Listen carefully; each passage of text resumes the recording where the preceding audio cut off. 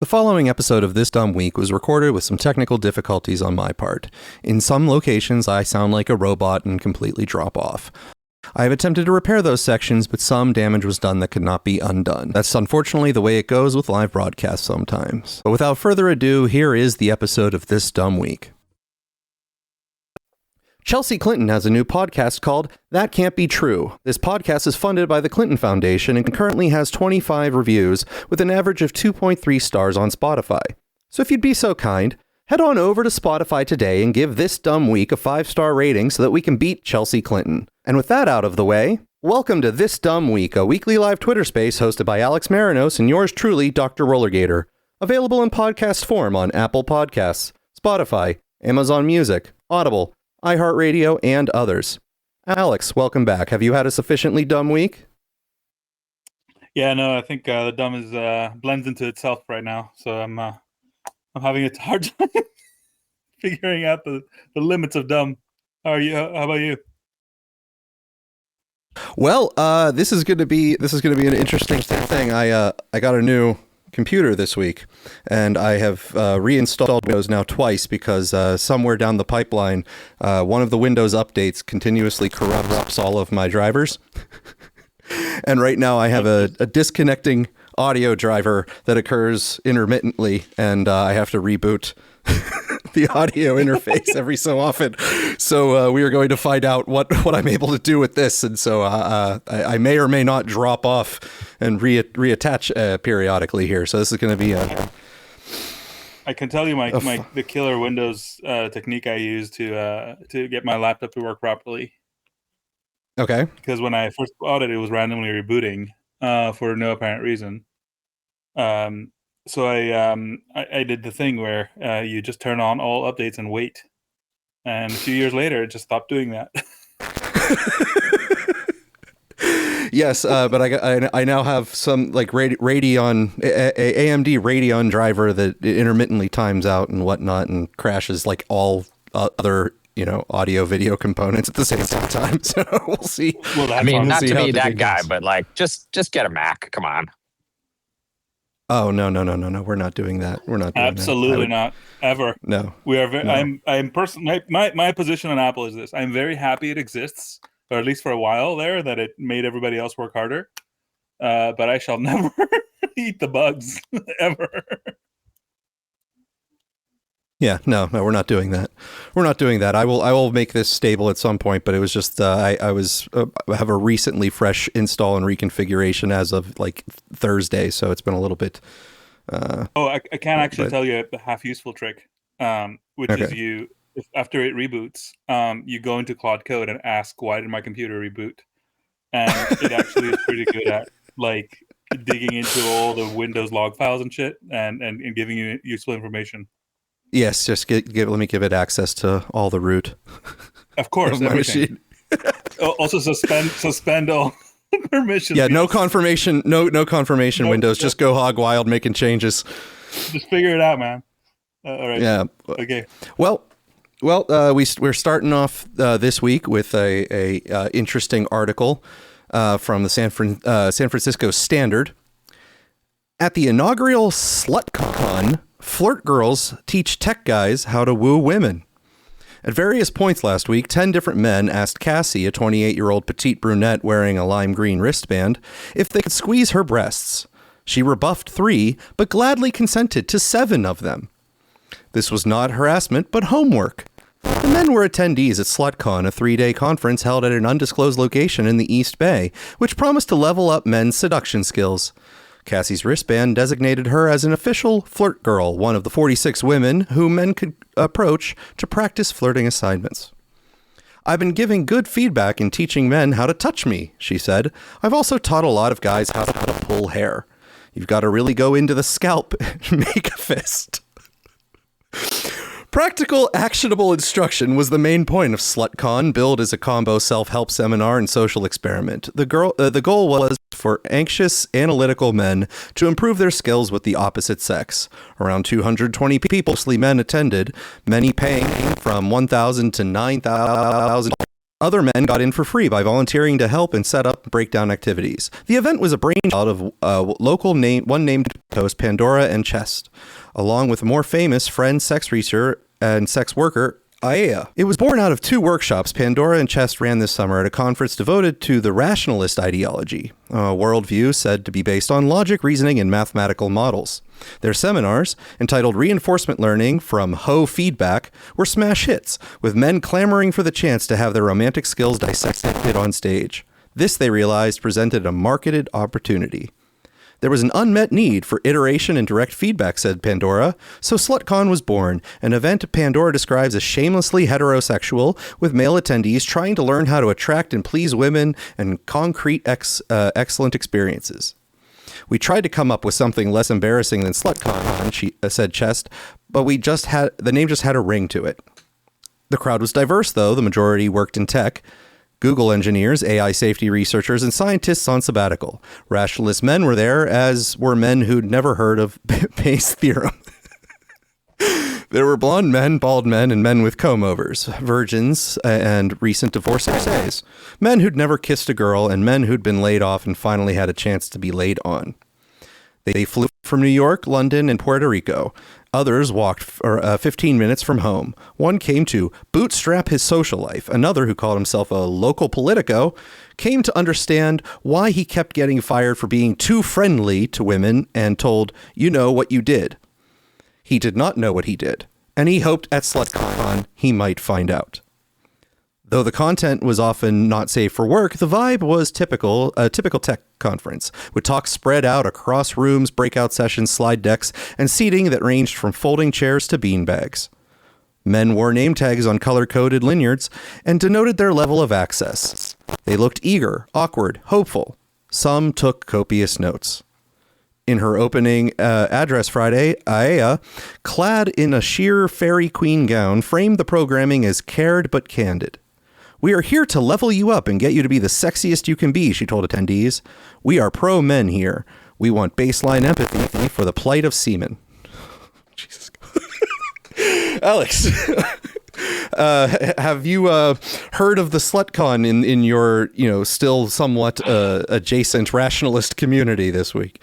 I have, unfortunately, yes. I mean, LoserCon was right there. I don't know why they went with SlutCon, but yeah, I don't know, man. Like it's a adverse selection.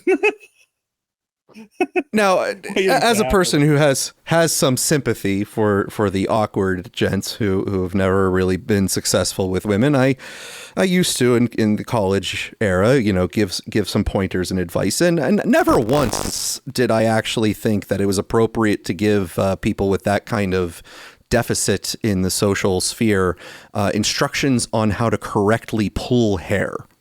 I think you need to advance beyond the awkward stage before you're ready to upgrade. Yeah, I think the advice for that crowd is don't ever. Yes, do not do this. Hello, my dear, may I have this dance is probably one of the first steps, as opposed to just yanking on the hair there. But I'm glad IA has found a calling this week to collect data and make graphs and whatnot. Well, yeah. You had a great description of rationalism there, which was it's based on logic, reasoning, and mathematical models, and I appreciate how it made those things distinct. Like they don't relate to each other. You know what I mean? It's I don't know, man. Like, yeah, if she wants to do her graphs, like she should track the long-term success of the people who attend her con, and because that's, I think, how prior rationalists improve your life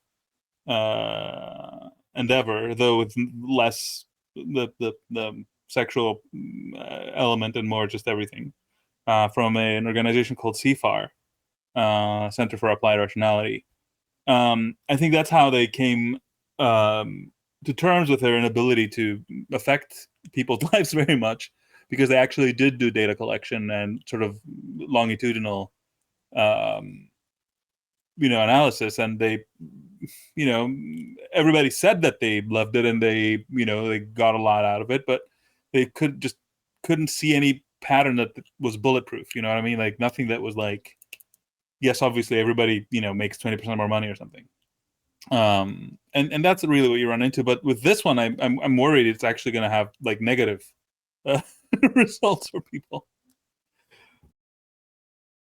Well, I have some concern for the ones who were taking copious notes, because, referring to your notes is probably not going to be the greatest set of pickup lines or pickup strategies that you might have at your disposal. And these guys might be prone to making flow charts and things and flow charting it out.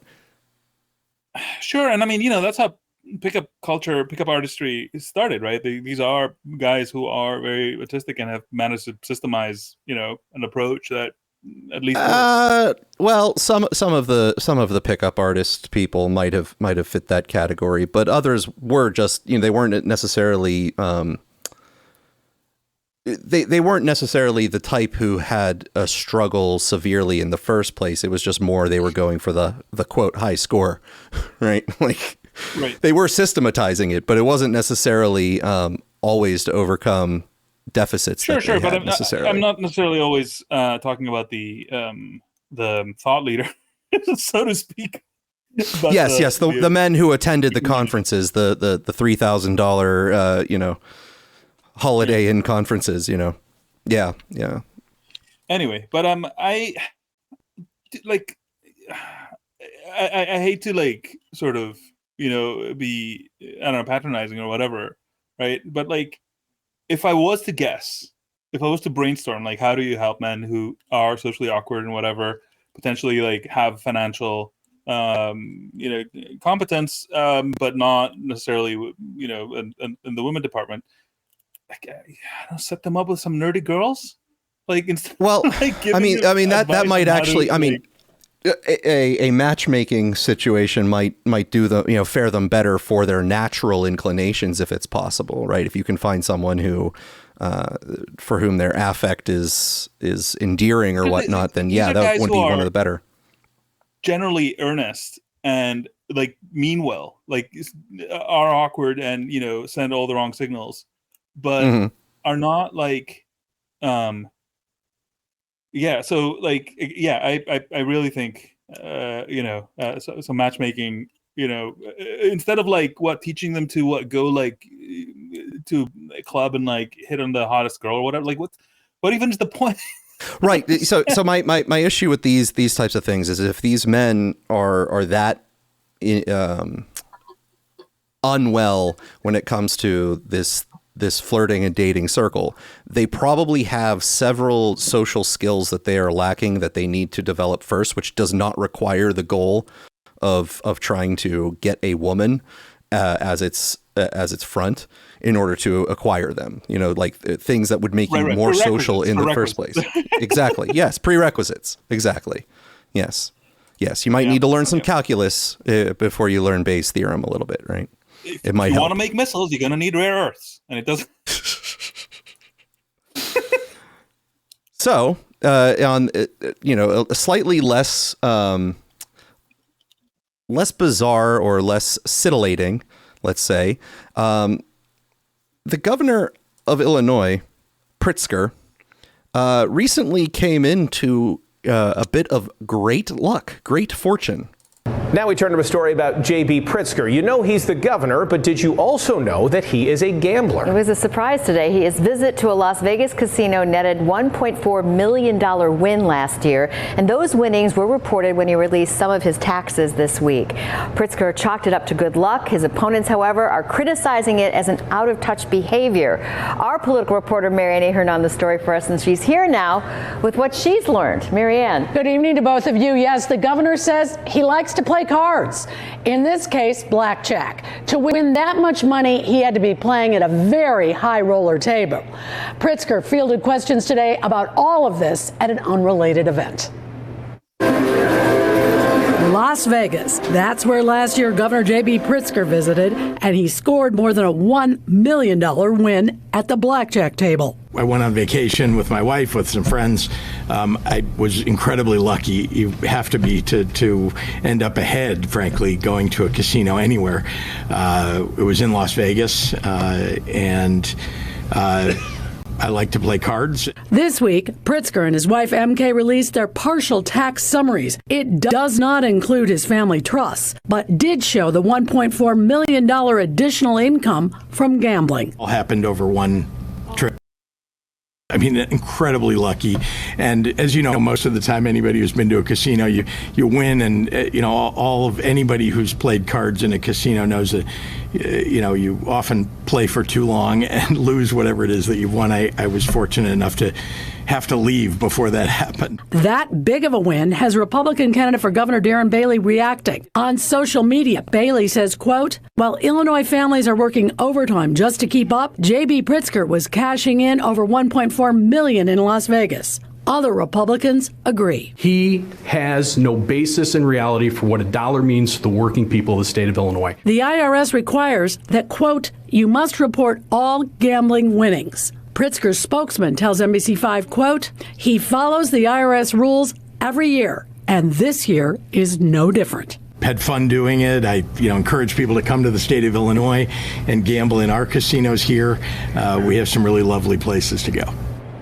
The governor's spokesman also tells us Pritzker is donating the $1.4 million, but when asked to which charity, I was told, quote, we don't disclose details of his personal charitable donations. So we're really happy for Governor Pritzker and his windfall there, $1.4 million. What luck. I mean, yeah, it couldn't have happened to a nicer guy. Now, that sparks a question to me. Since I'm not a gambler, I have a vague understanding that, if you have capital gains or capital losses, you're able to file both of those on your tax returns. But if you're a compulsive chronic gambler, do you get to declare all of your gambling losses, or do you only report the wins? I suspect the latter. Subject to the standard deduction, I think. There's something weird about it where you have to lose a lot of money at gambling before you can take that deduction. I mean, how much you can deduct. They didn't specify how much he's put down on that bet, right? Was that pure winnings, or do you just do the whole? I think it was a single win or something like. Yeah. No. So the at the All In podcast, they who are also degenerate gamblers, they speculated. It was offhand, but those people know what they're talking about, so I take it seriously. That you must be playing 100K hands to end up, with essentially plus 14 reasonably. So take that for what it's worth. So I mean, my question sort of is more was 1.4 million just the amount that he was able to walk away from the table with, or would that have been pure net, right? Like after a round of losses or whatnot, he actually was ahead 1.4 million. It's it must have been how much he was ahead. It can't be that you get taxed on your win, on individual wins, but don't subtract individual losses. It's that must be the net if it's on the taxes. It's income, right? So it's not like if he put in $1 million and walked away with 1.4, it would only be 400,000 on the taxes. Well, that's what I'm saying. Like, but if it was a loss, would he be reporting the loss on that? Apparently, from what Nick said, there's a limit. Like you have to lose a lot before. You I think if I recall correctly, when you cash out, if it's above 600 or something, you get a tax form. But in order to declare the losses, you have to exceed the standard deduction. It's something weird like that, where it's disadvantageous for the first bit. But I do believe after that you can take the full deduction for all losses against all gains for gambling. But if you're like a casual gambler, you basically can't. You're screwed on the tax side. Now, does anyone suspect that Mr. Pritzker is, or Governor Pritzker, as the formalities may go, is actually going to donate that money to charity, or is he just stating that he is? I think he's going to put it in the Pritzker Foundation. Okay, all right. For that, is probably his personal donor-advised piggy bank that he gets to use for, influence. That's my completely, high detail but very uninformed guess. Now we move from obviously total.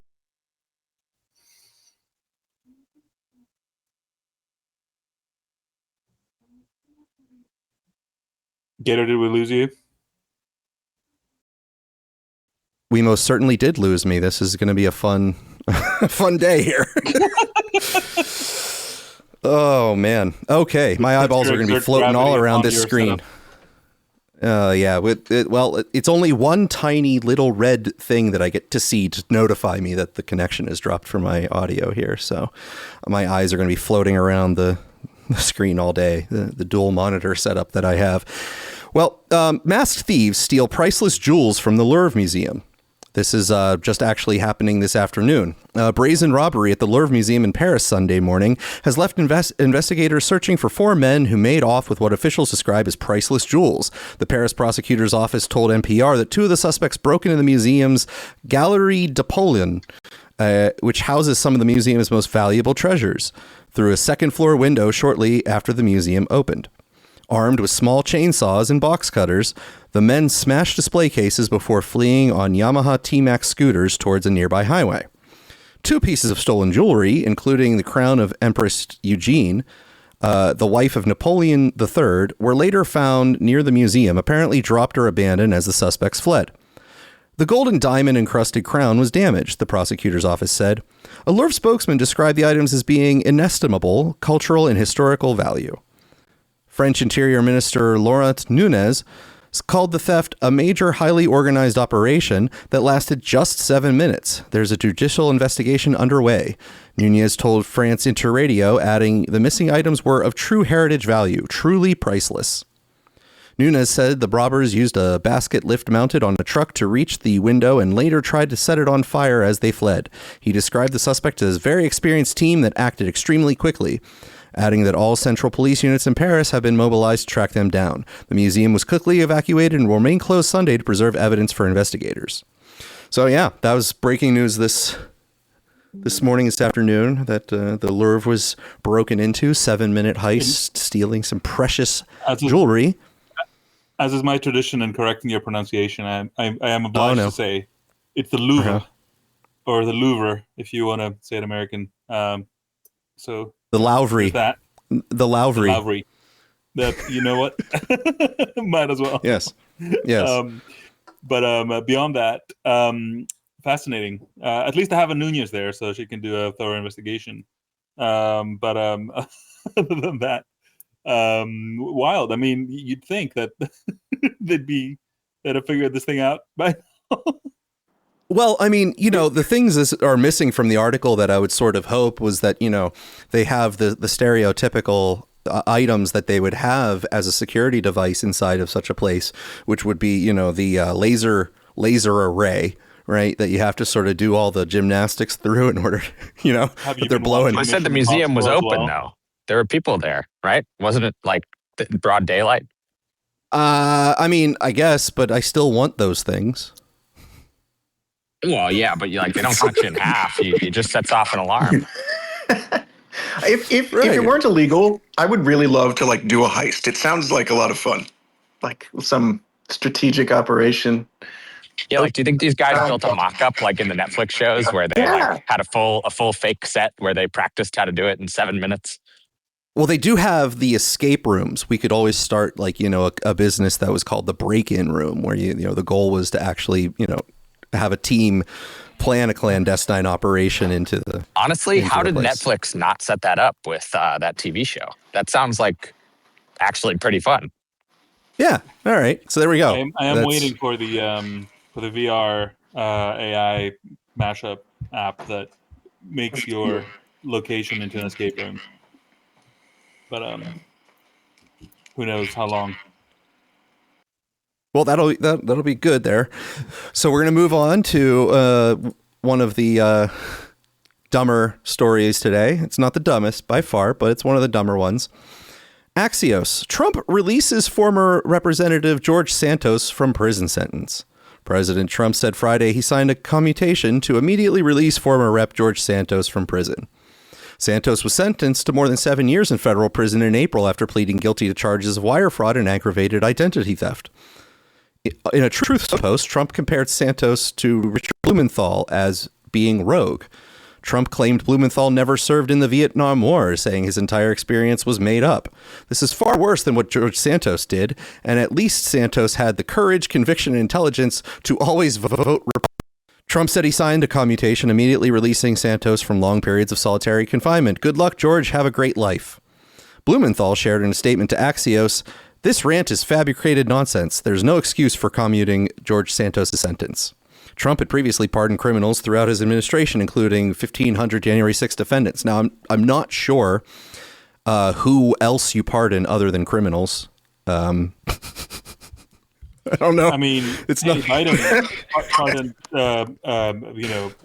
potential criminals. Or even, I mean, yeah, that under Biden, that was a new precedent where you pardon people who, supposedly did, nothing at all. And there's nothing that they could be legitimately accused of. But I would like Nick myself to be pardoned for all future heists. Excellent. Excellent.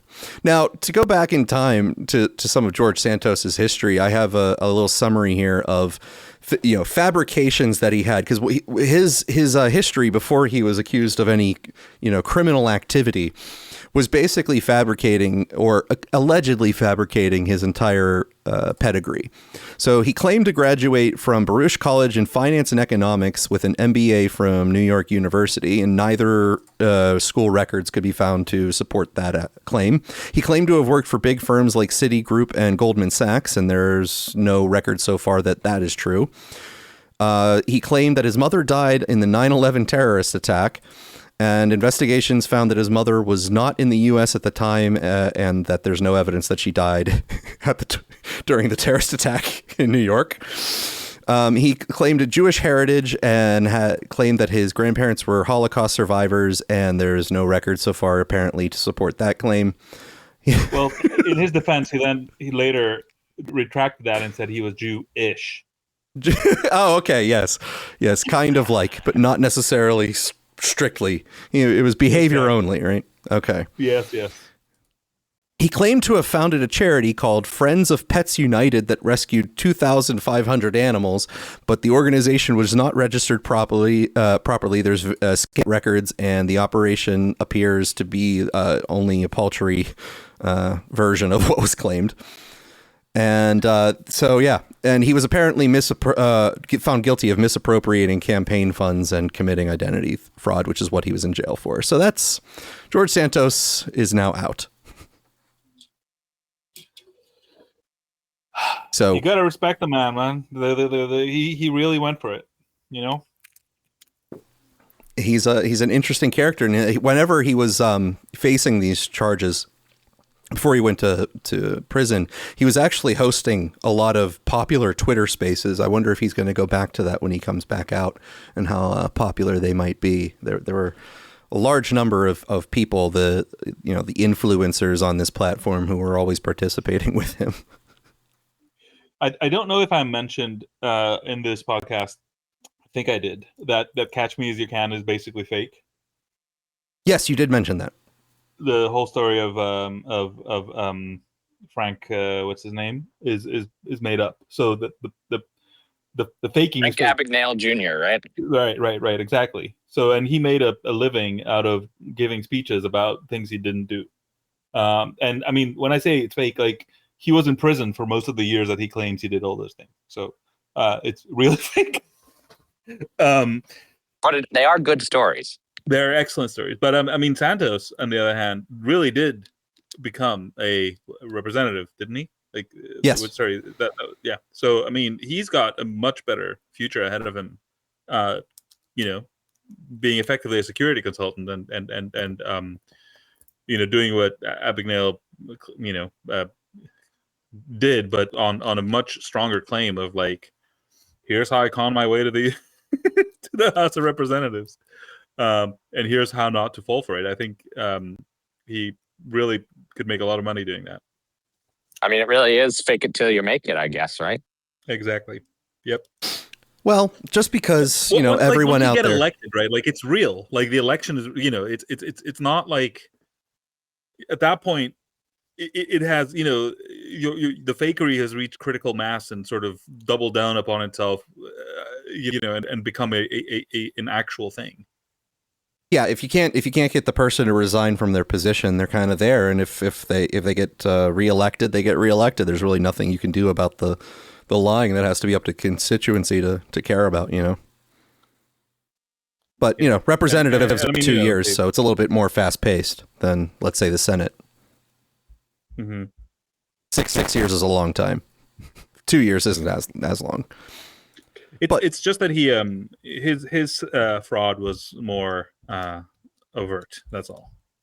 You know? Well, it was also just an endless chain of lies. Everything that he said. I know, but that does not distinguish him from his colleagues. The thing is just that he said the wrong ones. True. I mean, it was his lies were along the lines of Joe Biden's when he was running for president in the 80s. If you've ever collected those montages, those are good. WSOC TV out of Charlotte. Charlotte activists took advantage of the homeless to steal millions, feds say. Federal investigators accuse Charlotte community activist Cedric Dean of exploiting homeless people to defraud Medicaid out of millions of dollars. Dean used the money to buy homes, cars, and fund his lifestyle, feds said, and now they're moving to seize those assets. Dean has been well documented through the years and founded Sons Against Violence Everywhere. He's also a self-proclaimed homeless advocate and helped youth stay away from violence. Dean has bought single-family homes to turn into group homes and ran a program at a hotel where he said he tried to provide food, shelter, and treatment to people in need. But Dean is accused of taking advantage of the system and people. Dean obtained Medicaid information from people at homeless shelters and turned it into money for himself, court documents said. Dean used millions of dollars he obtained fraudulently, feds said. They said he used that money for houses and vehicles, and they now want to take them away. Now the federal government wants to hold Dean accountable. In June, Channel 9 met to do an interview in front of the community activist house on Youngblood Road in the Palisades neighborhood. Months later, the FBI paid a visit to that home on Thursday. They want the government to seize it, saying he bought it with money tied to healthcare and Medicaid fraud schemes. Feds say they spoke to 8 witnesses who either worked or lived in one of Dean's properties. They told investigators that he and his workers could get Medicaid information from people living on the street or in homeless encampments. Dean used that information to submit claims for services that were not provided, the feds said. In one case, they said he claimed to have provided 54 services for someone who was dead. Cedric Dean Holdings billed the Medicaid program at least $14.5 million from September 2024 to June 2025. That's really fast. And received nearly $9 million, investigators said. Some of the money was routed to accounts that were used to pay for cars and houses. So there you go. Everyone is on the up and up lately, and just doing a bang old job with money. Well, I mean, it's a good scheme, right? Which makes me wonder how many others are doing it, and if there's something you could do with the data mining to find them. Well, at least with the person who was dead, a lot of those services that were performed for him were safe and effective. Yeah, if in vain. Now, moving from that story, we do have an update, Alex, on Tom Alexandrovic. Oh. A couple weeks ago, a grand jury indicted him, which sort of reset the timer because it moved the case from the justice court that it had been in to the district court. So it sort of gets a whole reset. So there's an upcoming arraignment on the 27th, another small sort of procedure as it moves to the district court.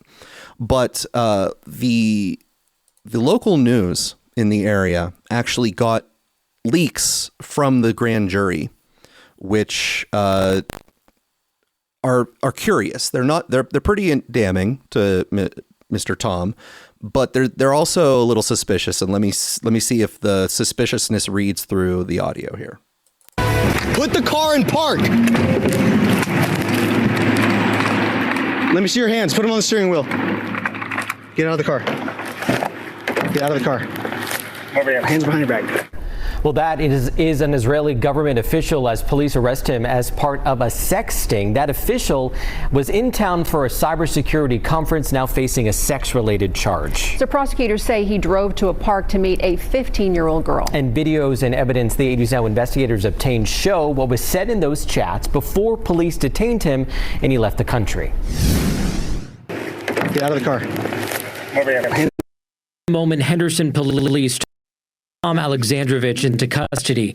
Alexandrovich, an Israeli, accused of meeting a young girl for sex. You want to grab the cell phone in the middle? Police say Alexandrovich was in town for a cybersecurity conference. Prosecutors say he drove from his hotel all the way to a park in Henderson to meet that girl, who was really an FBI agent working undercover as part of a sex sting. You're going to the station, so you have to put your handcuffs. Yeah. Police say Alexandrovich met the decoy on a dating app, the conversation then moving over to WhatsApp. Grand jury transcripts revealing in that conversation, the undercover agent told Alexandrovich she was, quote, only 15, and that she's, quote, too young to get into most places. The decoy later asking Alexandrovich to, quote, bring condoms. With the agreement, they meet at the park. He posted that bond before any judge. Alexandrovich's attorneys telling a judge during a hearing in September that the app where the conversation began actually requires users be over 18. Transcripts also revealing Alexandrovich felt, quote, pushed when condoms came into the conversation. Now, hours after his arrest, Alexandrovich posted $10,000 bail, never saw a judge, and left the country. We first reported a grand jury later indicted him on that charge of luring a child for sexual conduct. Alexandrovich's attorneys say he maintains his innocence and intends to contest those grand jury findings we just showed you. A judge is allowing him to appear remotely at his next court appearance that's scheduled for later this month. Okay, Alex, so let's get your initial thoughts to that report. Well, first of all, how dare the feds employ 15-year-old girls? I think there's child labor laws here. That's almost exactly what I was going to chime in and say. Secondly, at least now we have clarified the main point. So I guess Michael Tracy's going to have to ignore this one extra hard, which is that she told him that she was 15, that she couldn't she couldn't get into most places. So that's clarified now. So the whole like hullabaloo about like, oh, it's an app and the terms say that you have to be 18 is like, yeah, whatever. I don't know. I mean, it's nothing is surprising in that way, other than that at least we now know for sure that he knew what he was, which is why I guess this explains why he Cirque du Soleil was the activity, because obviously you can take a child there. Well, so there's several things. One is that the grand jury things, those are sealed, right? So when Trump was saying, "Hey, we'll just," and they released the grand jury testimony, grand jury transcripts they're not really unsealed. They stay secret for the most part, and these items come from a leak from the grand jury. So there's an interesting part there, right? So someone in the prosecution or the courts leaked this information. Okay, that's interesting. I agree that obviously if the texts contain her saying, I'm 15, that is very damning to him, and he's going to have a difficult time finding a way out of that, because that's obviously no bueno, right? And so morally speaking, I'm already saying that if that's all true, then he's morally culpable of what he is being accused of. However, there is an interesting aspect from a legal standpoint that I find very curious so far. Now, it's certainly lacking in the audio, but it's also, I don't know if they're recreations of the text messages or if they're actually showing the actual text messages. I'm not 100% sure the technology they used to capture the interactions, if they were text only or if they were screen recording. But what's interesting, what was left out of the audio and also left out of the images that they purport to show these conversations, is Alexandrovich being sexual in the communications. Another thing that is missing is anything from the day he was arrested indicating that he was found with condoms on his possession. And this I find interesting, and I haven't seen anyone really talking about this topic since this new report came out, and so this is all just my own thoughts. I haven't read anything that hints this way, so if this winds up being relevant down the line, I get to take full credit for these thoughts. What's interesting here is that there's no report. I went back and read the initial arrest report that we reported on, where we read the transcript with the FBI agents, where he was saying he thought she was 18, etc. But the arrest report does not say that he was found in possession of condoms. And the chats that were reported, I don't know what's in all of the chat transcripts, because the full transcripts for the chats were not released by the news outlet that was publishing this story. They did select excerpts. I don't know if they received only select excerpts, if they received the full thing, or if these were their chosen excerpts. But the excerpts they gave do not indicate that he agreed to bring condoms. They do not show any sexual conversation Gator, from him. I looked it up quickly now that you're speaking, and I did recall that they had reported that he had condoms. He had condoms? Okay. All right. Yeah, okay. and I found it again now. So from The Guardian, make of it what you will. It says, police say Tom Artyom Alexandrovich brought condoms and thought he was meeting a teenager for sexual contact. So that line is probably dead, unless that line is awkwardly worded. I don't know where they're getting. He was told to bring condoms was always what it was stated, but on the arrest report, and that's what I remember being stated at the time, that he did bring them. Okay, so let's give us a tentative. Well, it's a tentative sort of claim. Okay, in the reports that I read outside of The Guardian, I didn't read it saying that anywhere that he was found with them, and in the arrest report, it's not in there. So I can share that PDF with you. And if he was found with condoms, then he's going to be screwed, because he's not going to have a really great defense that he didn't intend to engage in sexual activity. I always carry condoms with me just in case, like whatever. You could say that, but it's a jury of your peers thing. The point is that the excerpts that the news shows, and up until except for this Guardian article you're referring to, the only thing I've seen is that she was telling him to bring condoms, which was his defense in the interview with the FBI, was that she was pressuring him to bring condoms.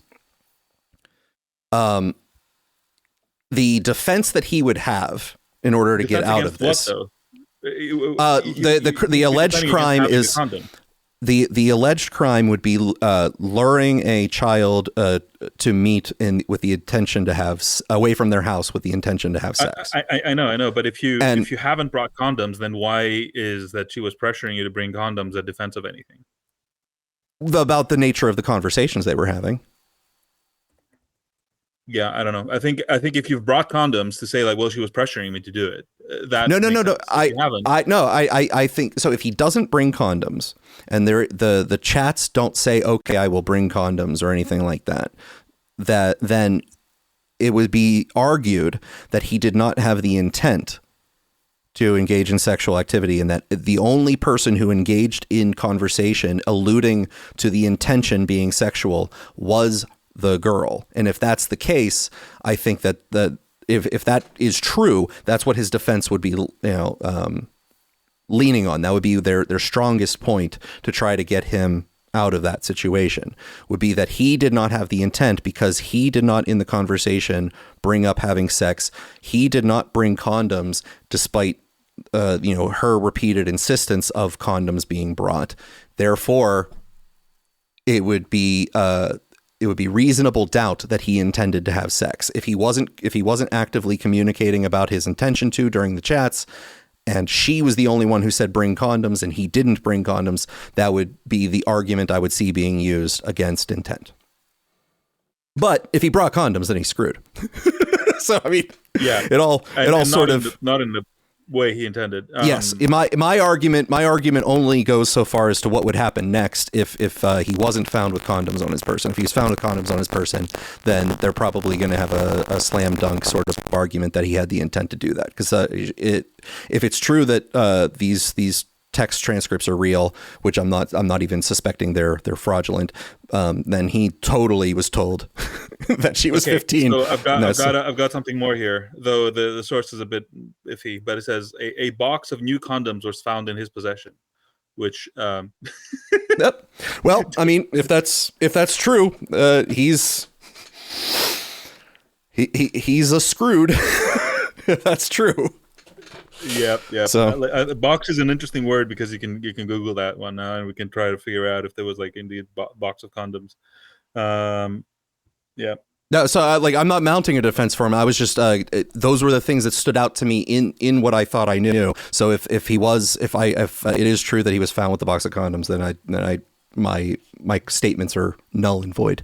It's only under the idea that he wasn't found with them, and because my suspicion was raised when if you're a news outlet and you get all of the chats, okay, and the chats have him speaking sexually and he's accused of attempting to lure a girl out with the intention of having sex, that would be extremely damning, and that would be sort of like an open and shut case from a reporting standpoint.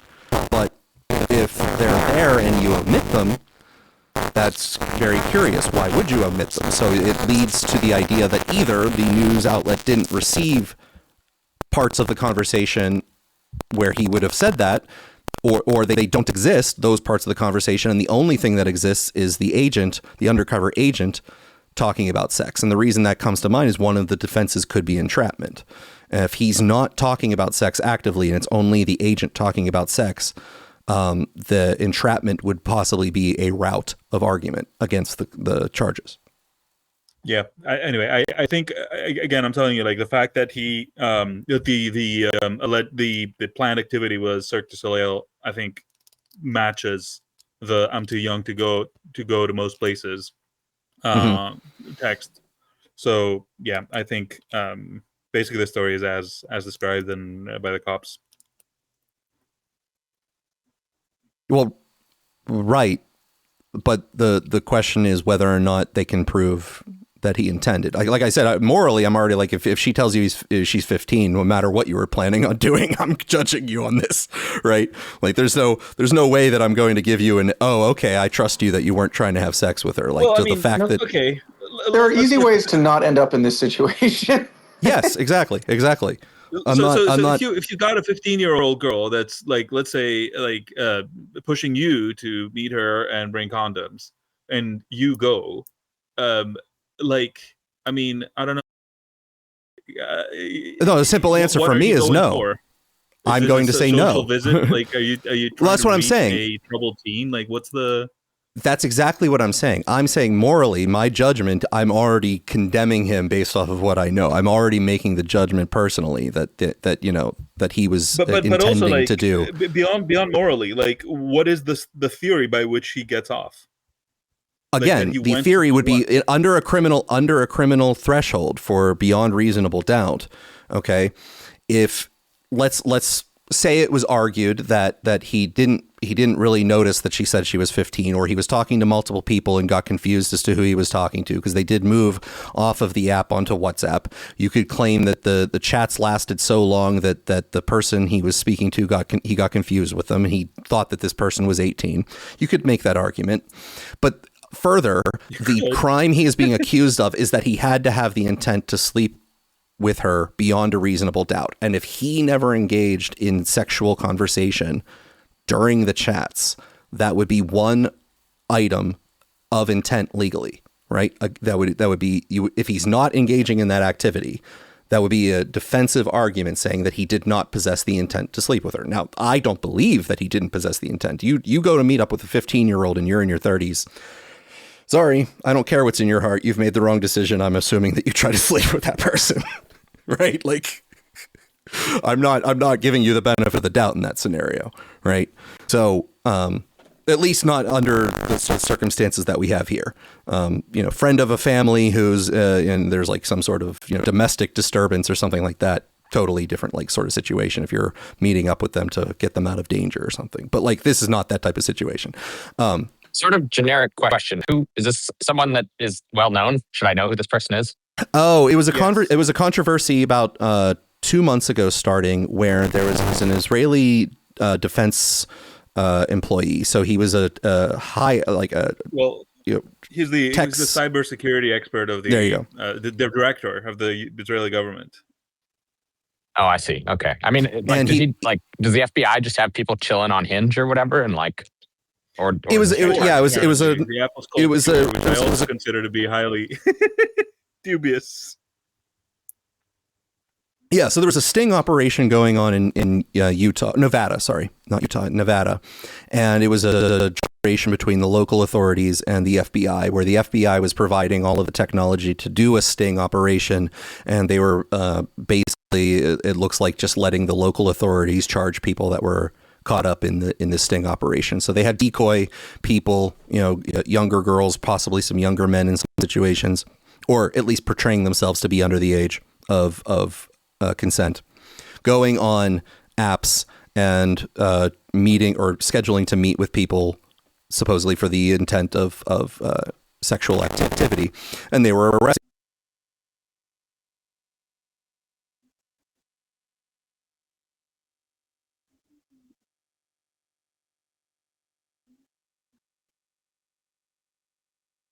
I believe we've lost Gator yet again. Gator, are you? This sucks. So he was caught up. Tom was caught up in this sting, and he posted a default bail of $10,000 and actually got on a flight and fled to Israel immediately. And curiously, he was like telling the FBI agents in the middle of the thing, "I have a flight to catch back to Israel. I need to catch that flight." And nobody escalated the situation or attempted to stop him. So it became very a very scintillating story due to the sort of expectation that citizens of Israel are able to flee to Israel and never be extradited, and that this is sort of just a way to get out of facing consequences. Yeah, actually, Gator, now that you sort of revised the facts, I think I have a hypothesis about what's happening. Okay. So you remember my prior hypothesis that he was going to be allowed to walk. There was going to be some plea deal that he was. They were going to cite the fact that he's in Israel, so it's going to be hard to get him back anyway. So might as well, offer a thing where he agrees to really, really, truly never touch another 15-year-old ever again. Pinky swear type of thing that allows him to get off easily. And my sense with the behavior of the prosecutor was that that's how it was headed. So I suspect that people who might have felt similarly want to keep the drumbeat going about Alexandrovich by releasing more evidence that will make it harder for that kind of deal to go through. So who would have leaked the information? Hence the leak. Who would have leaked it then? A lot of people have access to it, and maybe some of them don't want him to walk. So they are putting this out there in the court of public opinion to make it much harder to strike a deal like that. Do you believe that that's the direction the leak goes and not the opposite, where it makes it more likely that he'll agree to a plea deal? If one is offered, he'll agree to it. What they want, in my hypothesis, for that not to happen. Okay.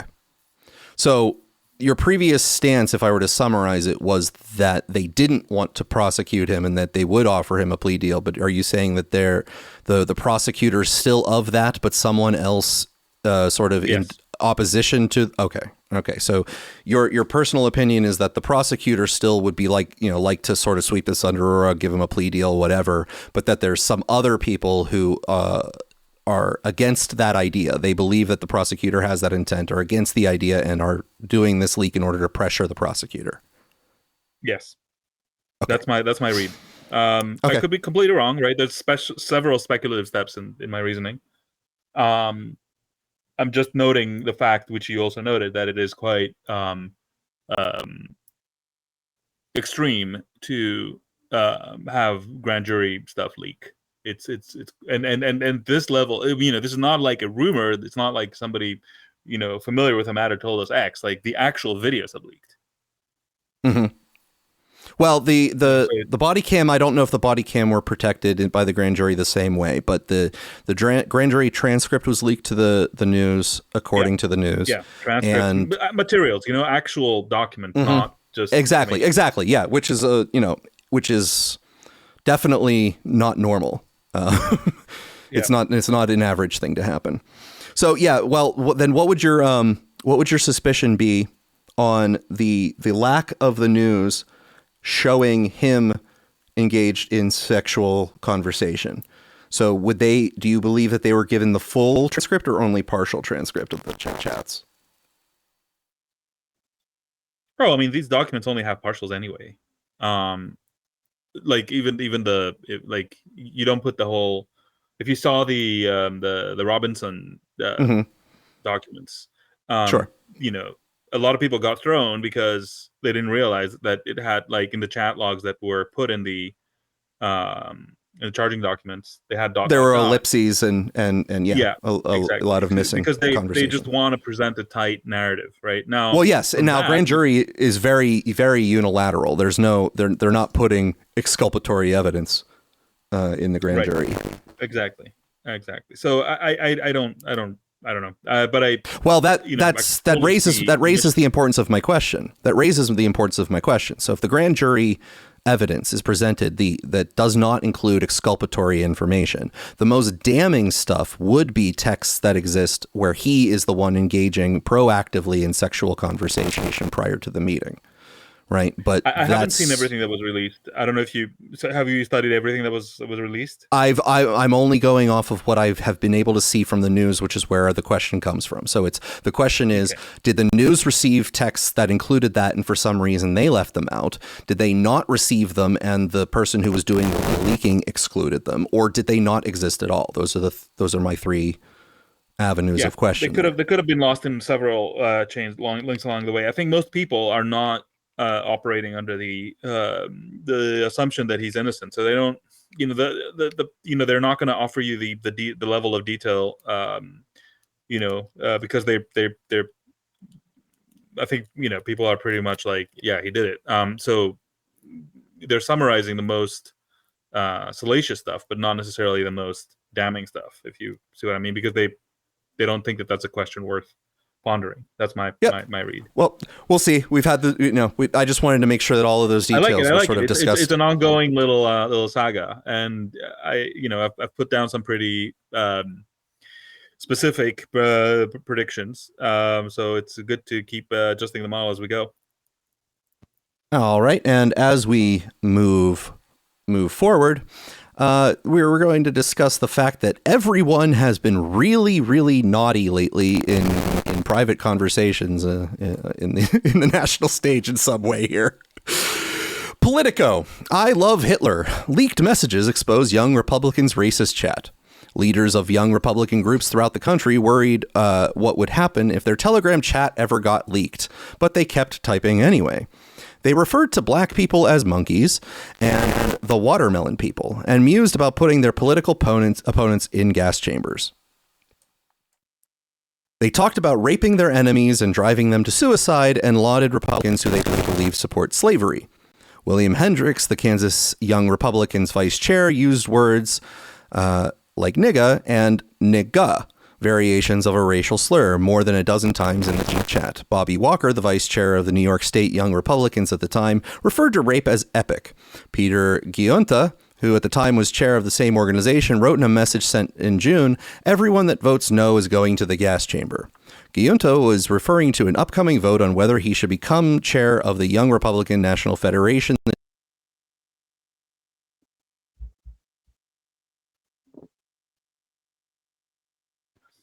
Gator, come back to us. I need to fix this by next week. This is driving me mad. Giunta was referring to an upcoming vote on whether he should become chair of the Young Republicans National Federation, the GOP's 15,000-member political organization of Republicans between 18 and 40 years old. "I'm going to create some of the greatest physiological torture methods known to man. We only want true believers," he continued. Two members of the chat responded. "Everyone that votes no is going to the gas chamber, and everyone that endorsed but then votes for us is going to the gas chamber." But when do we start the bullying, dude? We have 3 solid people who can probably have them want to jump. If they vote for us, why would they be gassed? When do we bring that side out of us? So there was these chats going on, and they're, fairly offensive to people. Now, a lot of the defenders of these chats were saying that none of them were government officials or running for office, like the Jay Jones, where he was saying he hoped that one of his political opponents saw their children die so that they would be, against gun violence in the future, and that they would learn the errors of their ways. People were defending these chats. Yay. So people were saying that these were just jokes. They were joking, and that this is just sort of locker room talk, et cetera, et cetera. But one person involved, or at least part of the chat group, has resigned. So Vermont state senator resigns over racist young Republican chat messages. A Vermont state senator has resigned over his involvement in a young Republican group chat after racist and anti-Semitic messages shared among its members were made public. Republican Samuel Douglas announced. What was the anti-Semitic part? The fact that they mentioned gas chambers? There were some comments about Jews. Okay. Anyway, keep going. Come back first and then keep going. So Republican Samuel Douglas announced his resignation effective Monday in a lengthy statement on Friday, adding that he was deeply sorry for the offense caused by his comments. Politico had reported on the leaked Telegram messages from a group chat including young Republican leaders from Vermont, New York, Arizona, and Kansas. The messages spanned 2,900 pages of chats over roughly a 7-month period and contained racist comments and jokes about gas chambers, torture, and rape, according to Politico. Douglas, a first-term state senator, was the only elected official in the chat, the outlet reported. The leaked exchanges have sparked condemnation from Democrats and many Republicans, with the Young Republican National Board saying it was appalled by the vile and inexcusable language. New York Republican Party officials voted to suspend its Young Republican chapter Friday. Vice President J.D. Vance has downplayed the incident, dismissing the messages as edgy and offensive jokes told by kids, despite many of the participants being in their 20s and 30s. Douglas was reported to have contributed to the chat on at least 2 instances, including responding to a comment another member of the group made about a person who dated an obese Indian woman. When someone replied the woman was not an Indian, Douglas said she just didn't bathe that often, Politico reported. In a separate comment, Douglas was said to have described how a Jewish person may have made a procedural error. His wife, Breonna Douglas, who was also involved in the chat in her role as a committee member for Vermont's Young Republicans, responded with an anti-Semitic remark, Politico reported. The couple have both resigned from their positions in the Vermont Young Republicans. Chairwoman Chelsea Maguire said in a statement, adding that racism, discrimination, and hateful behavior have no place in our organization. So there was someone who was an elected official. They seem to have quite a place. I don't know what she's talking about. So, as far as my personal opinions are concerned, I certainly have room and deference to private conversations, having a knowing in group behavior where offensive comments from time to time can be made, and everyone knows nobody is being serious. There is a problem though when people sort of don't restrain themselves from carrying on with that behavior too far, and that of course is all on them. It's not. It doesn't necessarily mean that they're in the rest of their lives they are bad people, quote unquote. But there is a degree to which when you're indulging in comments like that to an excessive degree, you are sort of polluting yourself and your attitudes and behavior. You are sort of becoming the thing that you're supposed to only be joking about. So that's just for. Did they bring gas chambers? They were joking about the planning of how to design them correctly and how to encourage people to walk inside. So that was the conversations were a little bit more lengthy than one-off sarcastic jokes. Not that I believe that they have the engineering of the portion of the. I don't think they had the schematics. I don't think they had a meeting plan to go over the schematics or anything. But well, then if Saddam was innocent, then surely. But this By is both you and me know that while I think we're prepared to give a lot of leeway to people engaged in substandard commentary in group chats, we are about as vulgar as we are here in our group chat. So and have been. We are extremely boring, and this would never happen to us. Yeah, I'm sure on a long enough timeline you'd be able to pull up some one-off offensive statements by me, but the degree to which I'm engaged in back and forth escalation, increasingly becoming vulgar or untoward is not very rare if ever. So I wouldn't expect my general attitude through online chats is expect that any one of these chats could be, leaked by another party at any day of the week. So just try to make sure that you're not purposely engaging in that type of behavior. Now, of course, I will always defend myself from I was just being sarcastic or I was just being hyperbolic and gross, because I do not do those things so frequently. But, again, it doesn't necessarily condemn them for the rest of their lives as far as who they are personally, but as a measure of caution to people who might engage in that behavior from time to time, just try to imagine if your conversations were leaked and even in full context things don't look so great, you might want to try to dial back from the trajectory of those conversations just out of caution. Yeah, but for me, from time to time, I'm worried my Twitter feed might leak, but so far it's been pretty safe. Yeah, actually, I think my Twitter feed is actually probably more offensive than the majority of my private chats. I think I save my. So if you're going to make a judgment of my offensiveness, do it on the Twitter feed there. But these weren't the only people this week being naughty again. So Bernie-backed Maine senator candidate melts down. Maine oyster farmer Graham Painter's Senate campaign is in crisis after reports of offensive online messages over many years. Many national Democrats seized on Plattner as a solution to the party's problems with young men and working class voters in the wake of their embarrassing losses in 2024.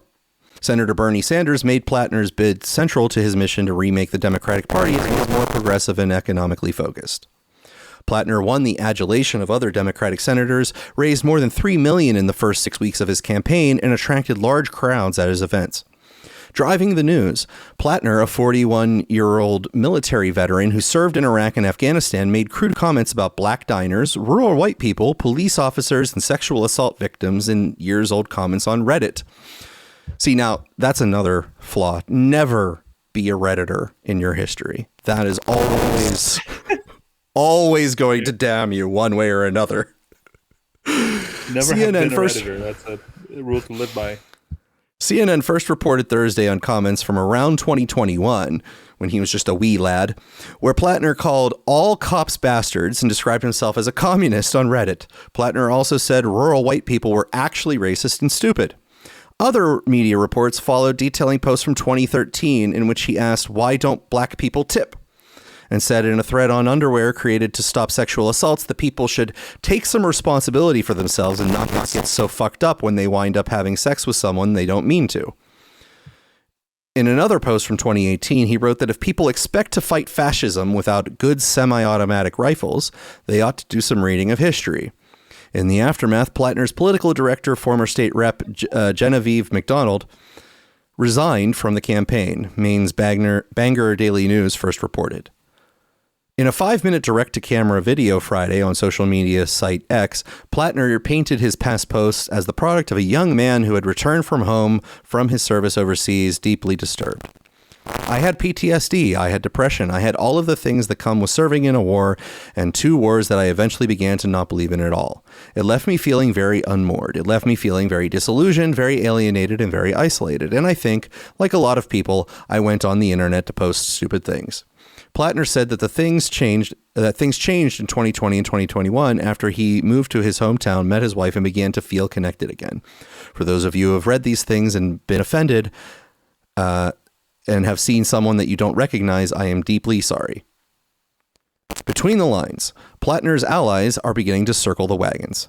This is just so refreshingly honest, vulnerable, and human. We could use more of this in politics, said former Barack Obama speechwriter John Favreau on X in response to Plattner's video.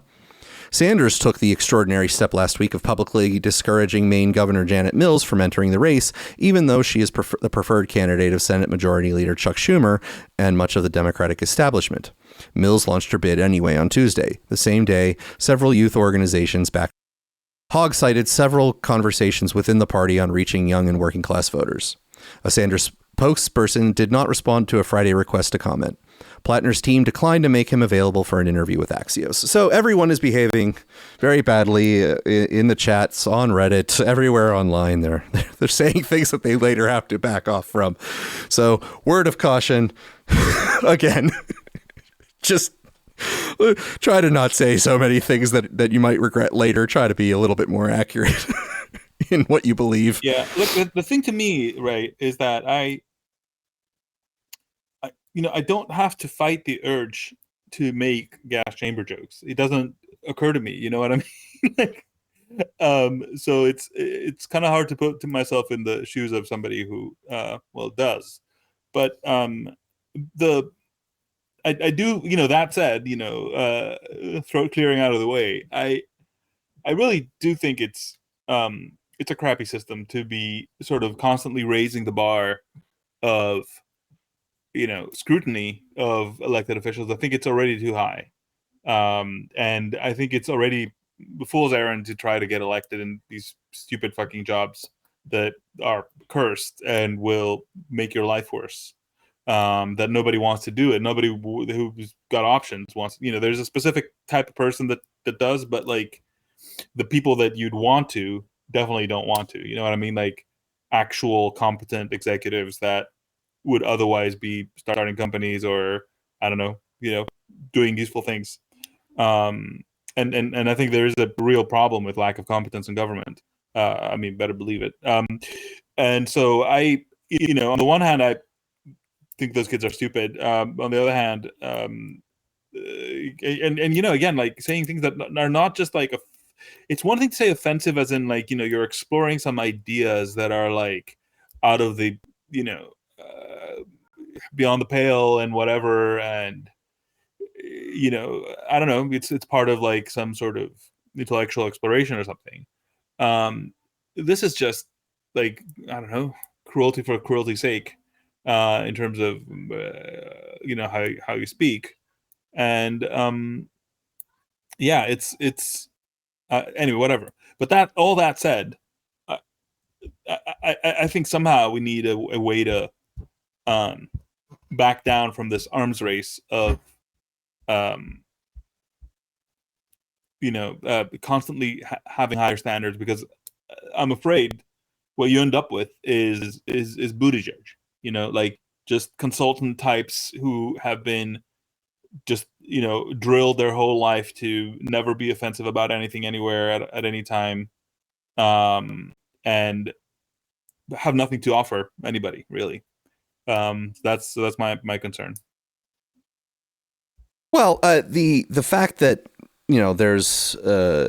there's hypocrisy all over is one of the aspects of this, right? So it's an arms race of just trying to out the other side and be able to protect yourself from being outed that occurs on all forms. So it's not like the moment that a person comes out with these texts, if they're on the other side, it's not like people who are also guilty of doing similar things or defending them out of principle or something like that. No, they're typically on the same bandwagon and using it as the political cudgel to beat them with.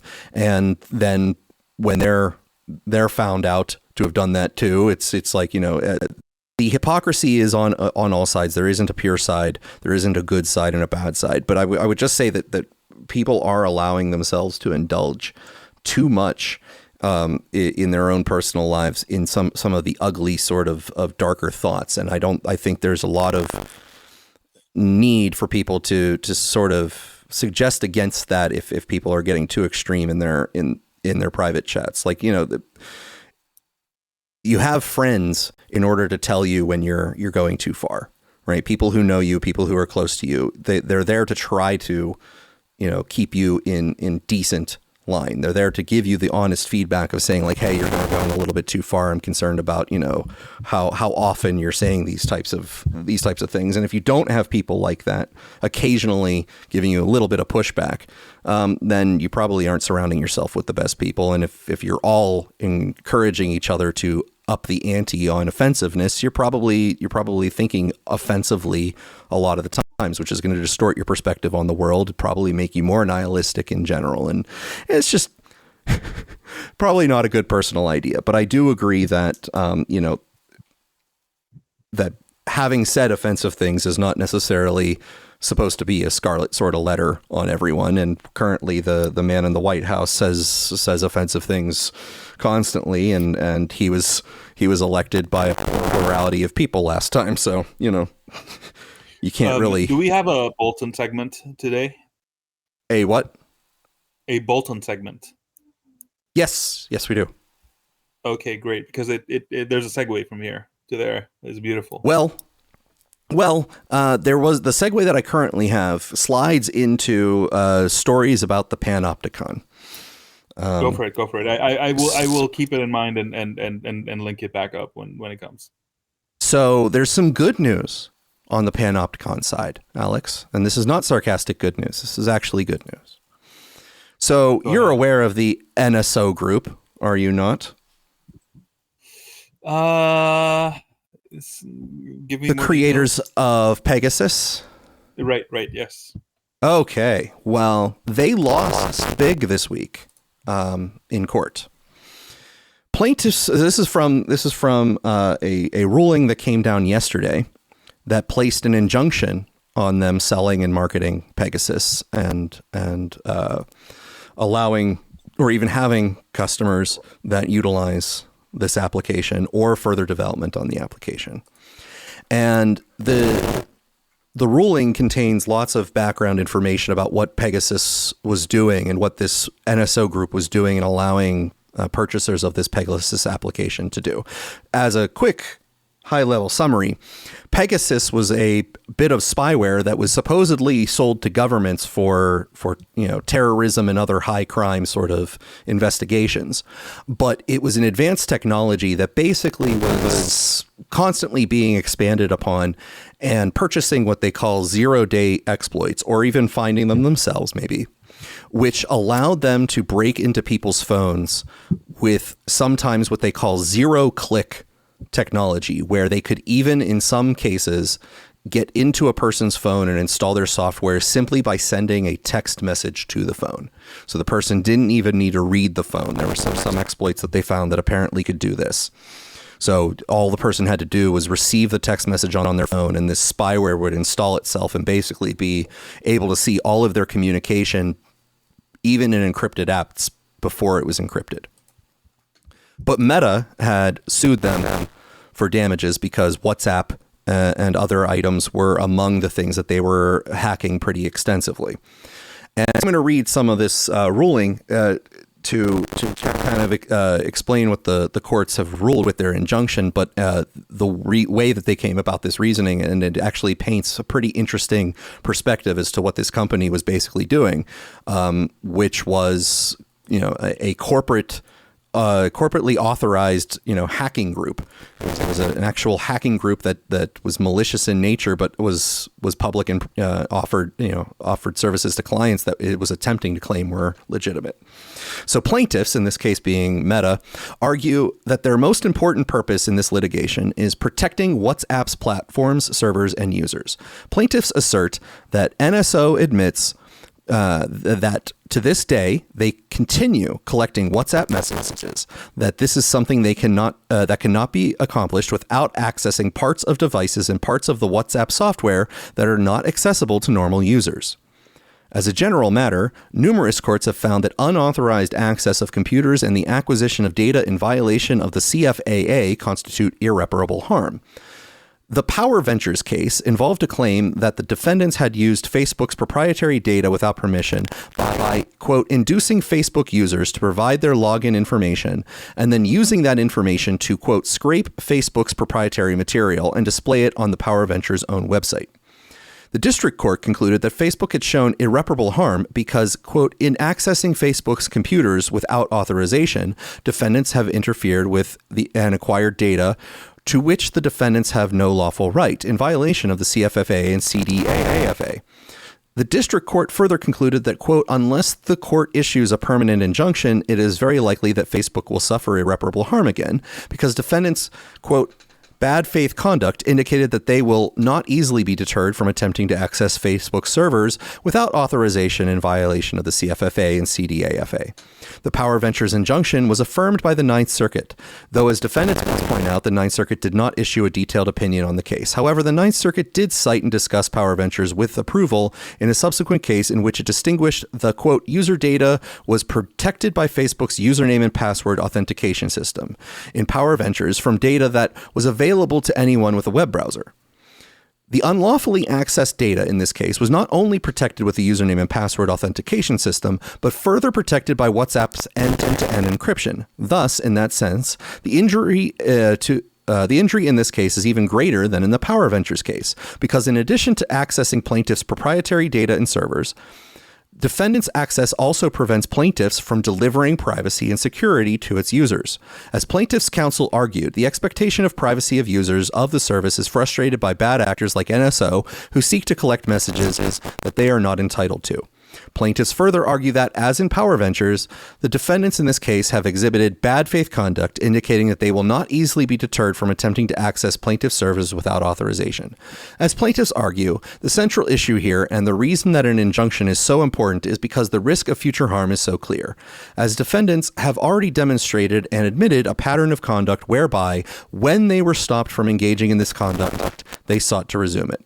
Plaintiffs argue that absent an injunction, defendants would be like a safecracker who still has all his tools, and they still have every economic and commercial incentive to target WhatsApp again. Plaintiffs point out that by their own estimation, they engaged in these violations up to tens of thousands of times, and 3 different vectors were used. And each time one was stopped either because we detected it or just because we changed our software in a way that frustrated it, they came back and did it again. They were undeterred by our security measures. They were undeterred by their knowledge that WhatsApp did not want this conduct and would stop it if it was detected, and they were undeterred even by filing of this lawsuit. Finally, plaintiffs argue that the nature of their violations, including through the reverse engineering of this software, subjects us to an ongoing risk.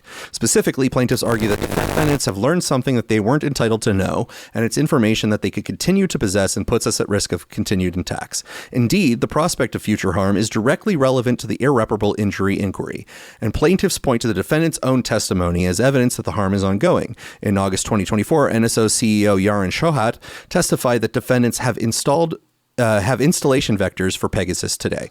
So this ruling continues to go on, but it's fascinating because basically the way that the courts came down on this, it's that the very fact that NSO Group's business is predicated upon them hacking WhatsApp and Facebook, and getting information about its users and hacking all those means that the very existence of this software and this project is irreparable harm to Facebook and Meta, which is going to be an interesting sort of, I guess, standard and sort of basis for future allegations of this type of activity. So I don't even know how it lasted this far, because there's all sorts of rules against, having access to computer systems you're not authorized to have access to. And the fact that this company was basically in the business of hacking them deliberately is quite an interesting. If hacking is illegal, then selling the service of hacking surely is doubly illegal, maybe, right? Yeah, and maybe that's. I would go so far to say that your customers are also in a crime. I mean, it's like purchasing stolen goods. Like, yes, the thief is guilty, but you're guilty as well. Like, what the? Maybe this specifically boils down to the inability to use a criminal statute for a civil tort, and maybe meaning that some laws that are criminal do not have a civil claim component where, it might be illegal for someone to do X, Y, and Z, but the victim of X, Y, and Z has no right to sue them civilly just based on that law. That it could be a scenario like that, where, you know, this is. But the fact that this group has been known to do it and has worked with governments across time and, you know, gotten away with it is a very interesting, you know, sort of scenario. Yeah. Or as long as you're selling to the government, I guess you're allowed to break the laws, right? If the fruits of your illicit behavior. This is one of those times when I'm just holding my tongue real hard. I don't know what to tell you. So anyway, the injunction was granted, and according to what the NSO group said, if the injunction was granted, it would be basically a complete blow to their entire operation, and they would you know have to shut down. I don't know if they will shut down, but that injunction was granted yesterday, so that's some good news on the Panopticon front, Alex.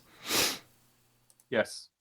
Yeah, I mean, I was not aware that these people were actually selling their services commercially, like on the open market. I thought surely this is something that happens sort of in some kind of secrecy. Like there is a legal entity in the United States that is you could hire to Pegasus your opponents. What the fuck?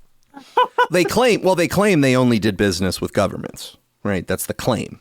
I don't know if. Okay, so what? Like.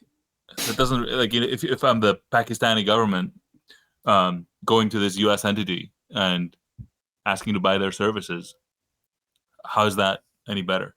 Yeah, I have no idea. I don't have answers for these questions. The Pakistani government is in full ownership, effectively, of its citizens. So helping them hack into people's phones is like just an application of sovereignty. You have questions and I do not have answers. I have no speculation on that. I could see this actually. This does actually make a little bit more sense, which is why Facebook would be like, sure, but you're not allowed to hack our systems to do that.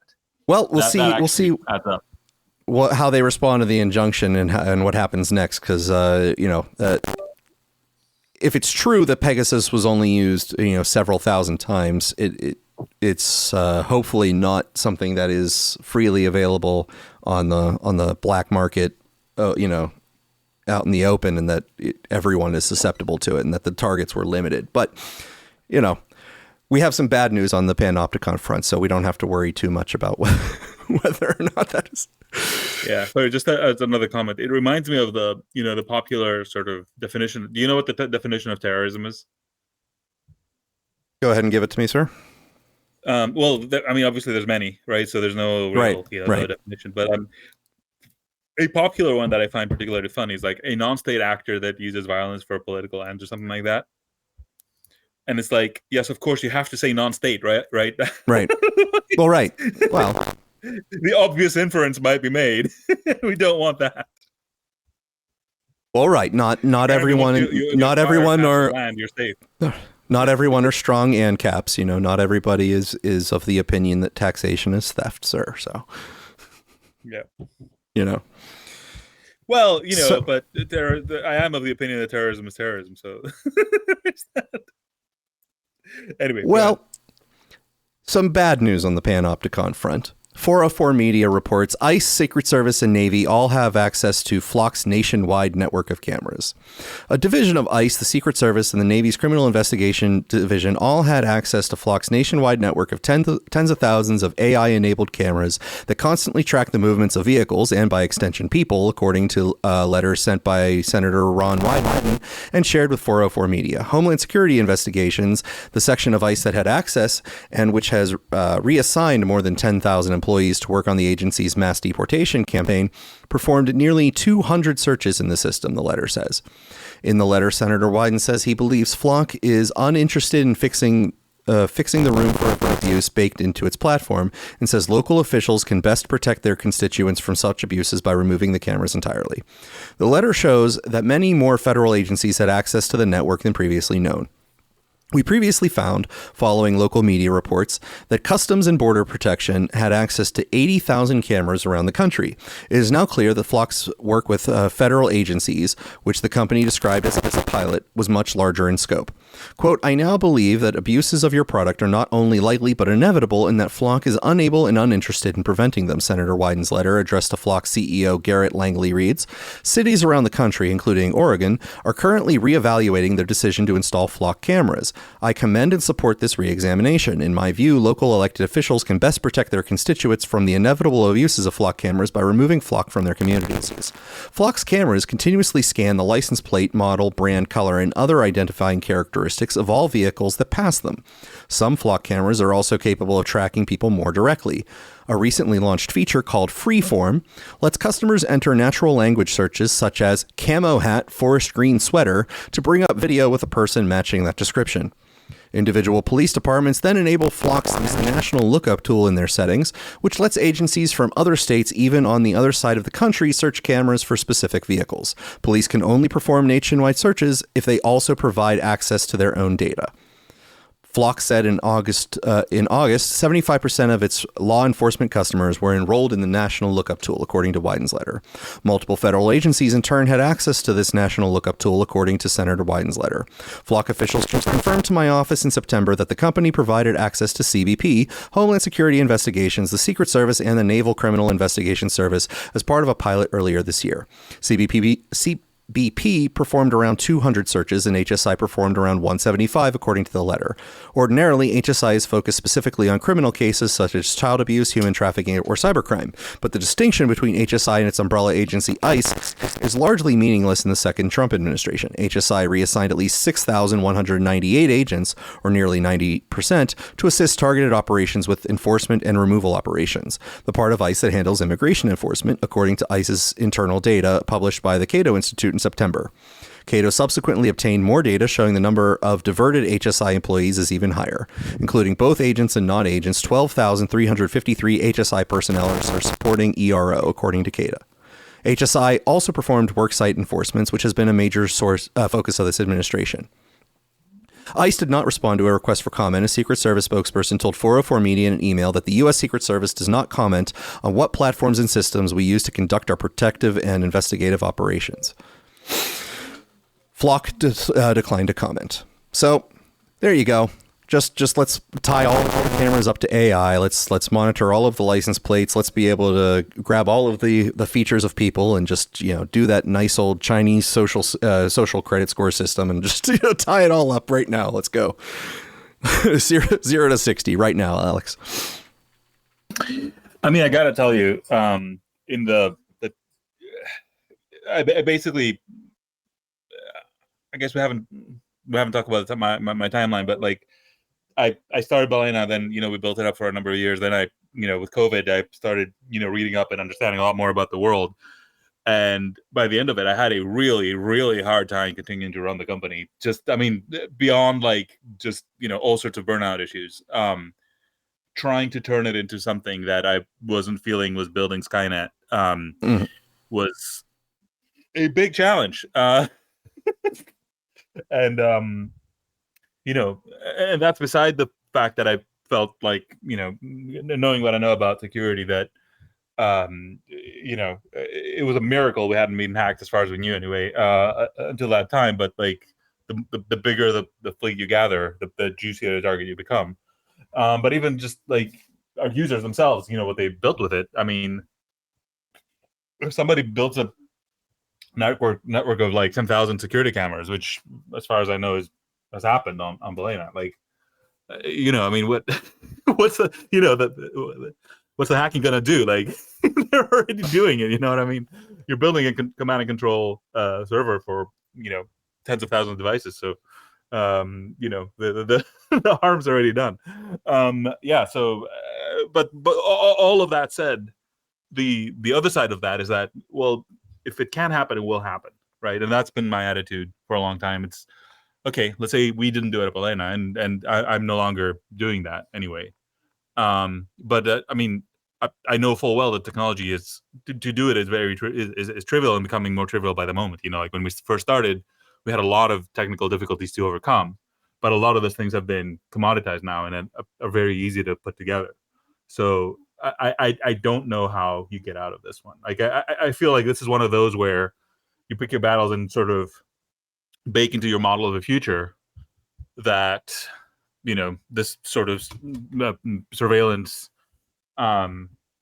is just gonna be part of the future. In fact, I'll go so far as to say that our best hope is panopticon, because the other scenario is that we are being observed by people we can't observe. So, you know. Well, you know, I guess then this is moderately good news. So this is the democratization of that technology here. This next story, 404 Media, viral cheater buster site uses facial recognition to let anyone reveal people's Tinder profiles. So we're making sure that there's open access to this sort of panopticon here. A number of easy to access websites use facial recognition to let partners, stalkers, or anyone else uncover people's specific Tinder profiles, reveal their approximate physical locations at points in time, and track changes to their profile, including their photos, according to 404 Media's tests. Ordinarily, it is not possible to search Tinder for a specific person. Instead, Tinder provides users potential matches based on the user's own physical location. The tools on the sites 404 Media has found, 404 has found, allow anyone to search for someone's profile by uploading a photo of their face. The tools are invasive of anyone's privacy, but present a significant risk to those who may need to avoid an abusive ex-partner or stalker. The sites mostly market these tools as a way to find out if their partner is cheating on them, or at a minimum using dating apps like Tinder. I think that an app that allows you to find the dating app profile and general location of a person just based on one photo is an excellent tool for stalkers. Ava Galperin, director of cybersecurity at the Electronic Frontier Foundation, told 404 Media. A lot of this stuff that is framed as tools to catch cheaters is perfect for abusers in the same way that tools to catch thieves are.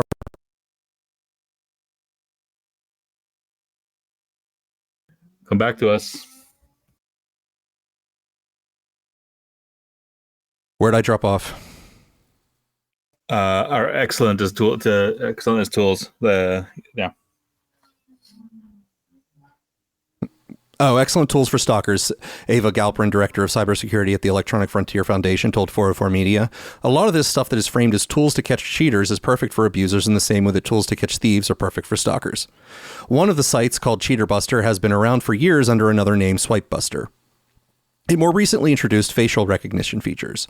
404 Media tested the site on 2 people with their consent. In both cases, 404 Media uploaded a photo of the person for Cheater Buster to perform a facial recognition match. For the first test, the correct person appeared as the top result. For the second, they appeared slightly deeper in the search results. Clicking on the results showed where that person had recently used Tinder. In the first case, the result was accurate to a specific neighborhood in Los Angeles that the person visited. In the other, the result pointed to the particular part of Brooklyn that the person lived in. Both locations were slightly outdated, but were still recent locations the people had visited. Cheater Buster does require users to enter a target's known or suspected first name, age, and city, but the results provide options in the case the provided information is inaccurate. Users can select face matches, different names, to see people who look like the photo they uploaded. The results also show a list of people with similar names and ages in case of the information is slightly off. They can also turn on a Show Everyone feature, which displays all results for the age range regardless of the name entered. The site's FAQ says the target age doesn't have to be accurate to the day, but please put age as accurate as you can. Do not put 22 for a person who's 35. But if you're not sure if the person is 23 or 24, don't worry. Put whatever you think is closer. For a location, the site suggests people put in an office, hotel, club, or a friend's house. Anyone can use this service. It's open for everyone. All you need is an internet connection and a valid email address. The FAQ adds, Cheater Buster charges a monthly fee around $20 a month.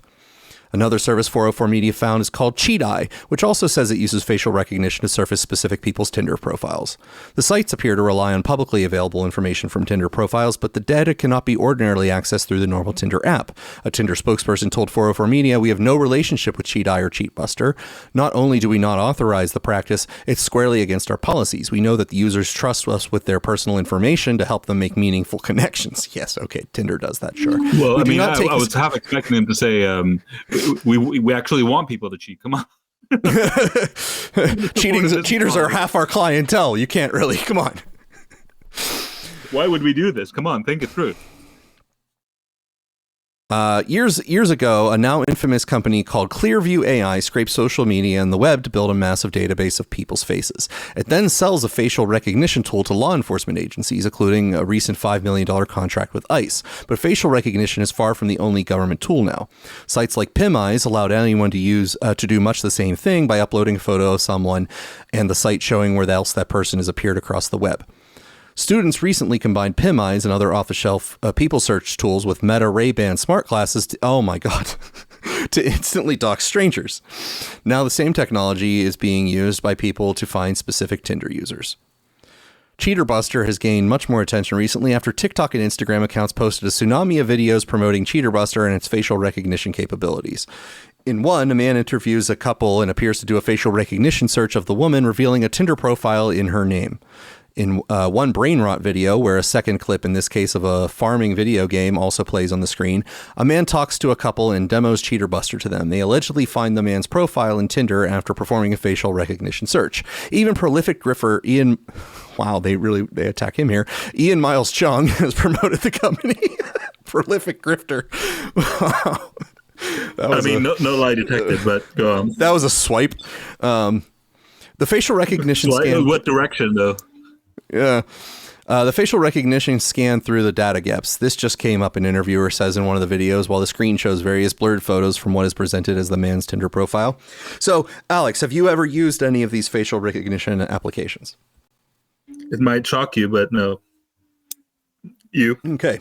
I have, yes. Not for illicit purposes. You'll just, of course, have to trust me on that. But for, sort of, we'll call them private investigative services. I've mentioned a couple times that there's a story someday I'll be able to talk about where a friend of mine was shot at on his property by a woman, and I've been sort of trying to help him get justice. She was arrested, but it's been 2 years now, and she still hasn't faced trial for it. But trying to sort of uncover her history, I did use that software to try to identify people that she was in photographs with.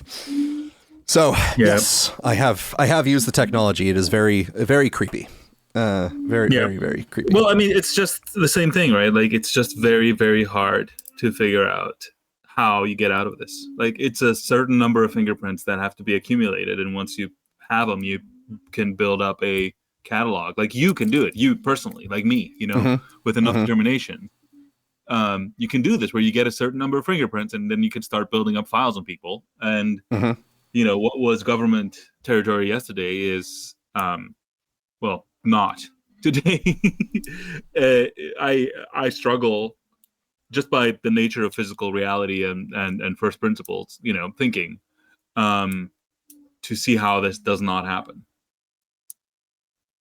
Yeah, it's getting faster and faster every day, right? Like the ability of these systems to be interconnected or to be merged, at least in some way, where you can use one system for let's say a narrower purpose, and then connect it to another data system that actually expands your information standpoint. I mean, it does require a little bit of savvy in some cases, but increasingly not. They're just that's the thing, right? The level of savvy is ever reducing. Like, of course, it still requires savvy. Like, if you were to start from nothing and try to make a system like that today, it will take a little bit of doing, right? Right. But like less doing than it required a year ago or 10 years ago, and more doing than it will require in every day. There's another application.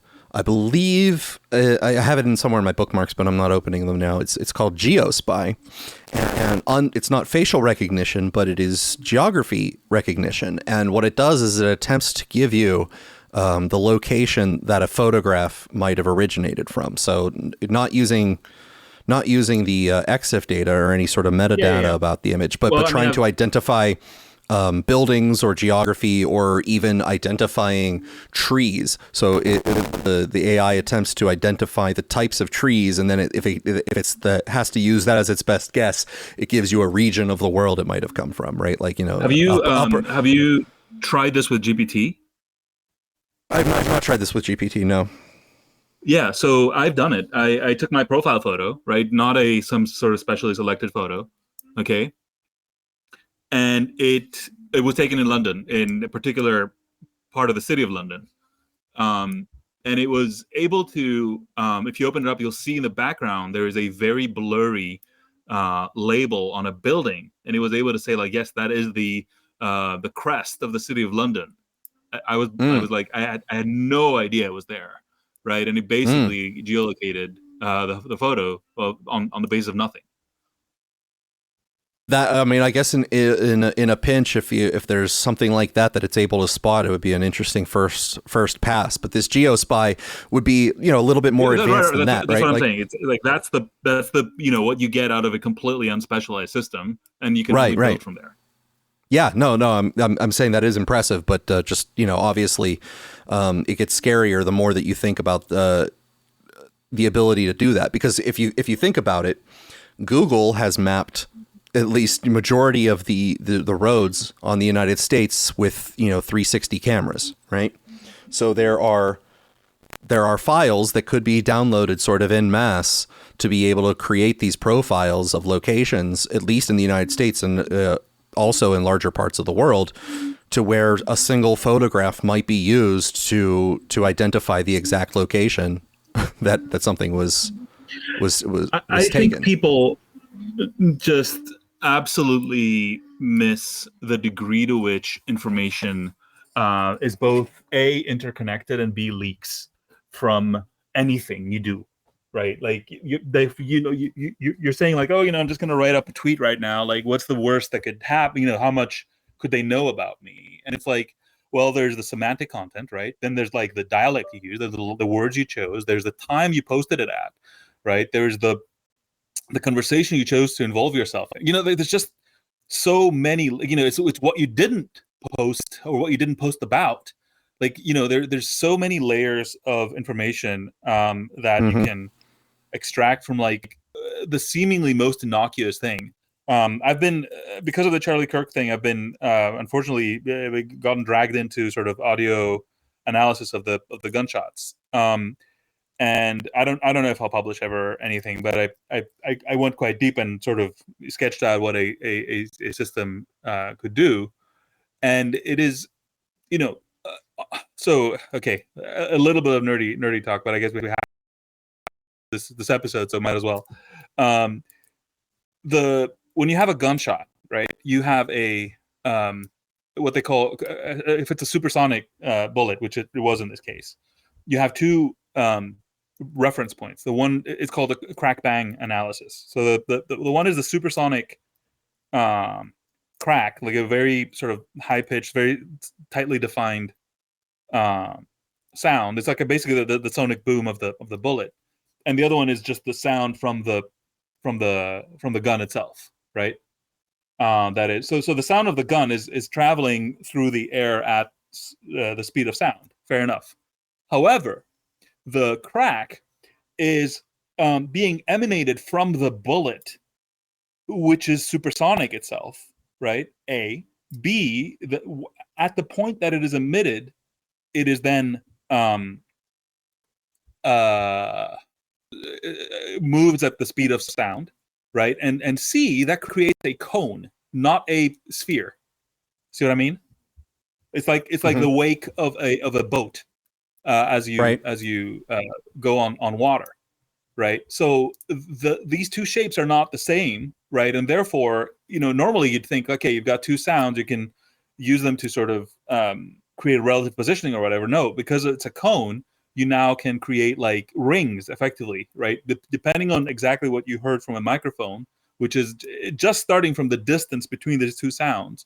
You don't just get the sphere you're in, right? And I'm talking about if you don't have any sort of precise timing of the audio clips themselves, which is what happens when you get some sort of clip from a phone that's compressed through social media and whatever, right? You just get like these random sounds, but just that gives you a ring of locations that you could be based on the distance you heard these two sounds at, and that's just getting started. Right, then you can work with high versus low frequencies on both of those, and that gets you things about the distance you were from the trajectory of the bullet, and so on and so forth. I'm not even. That's just the beginning, right?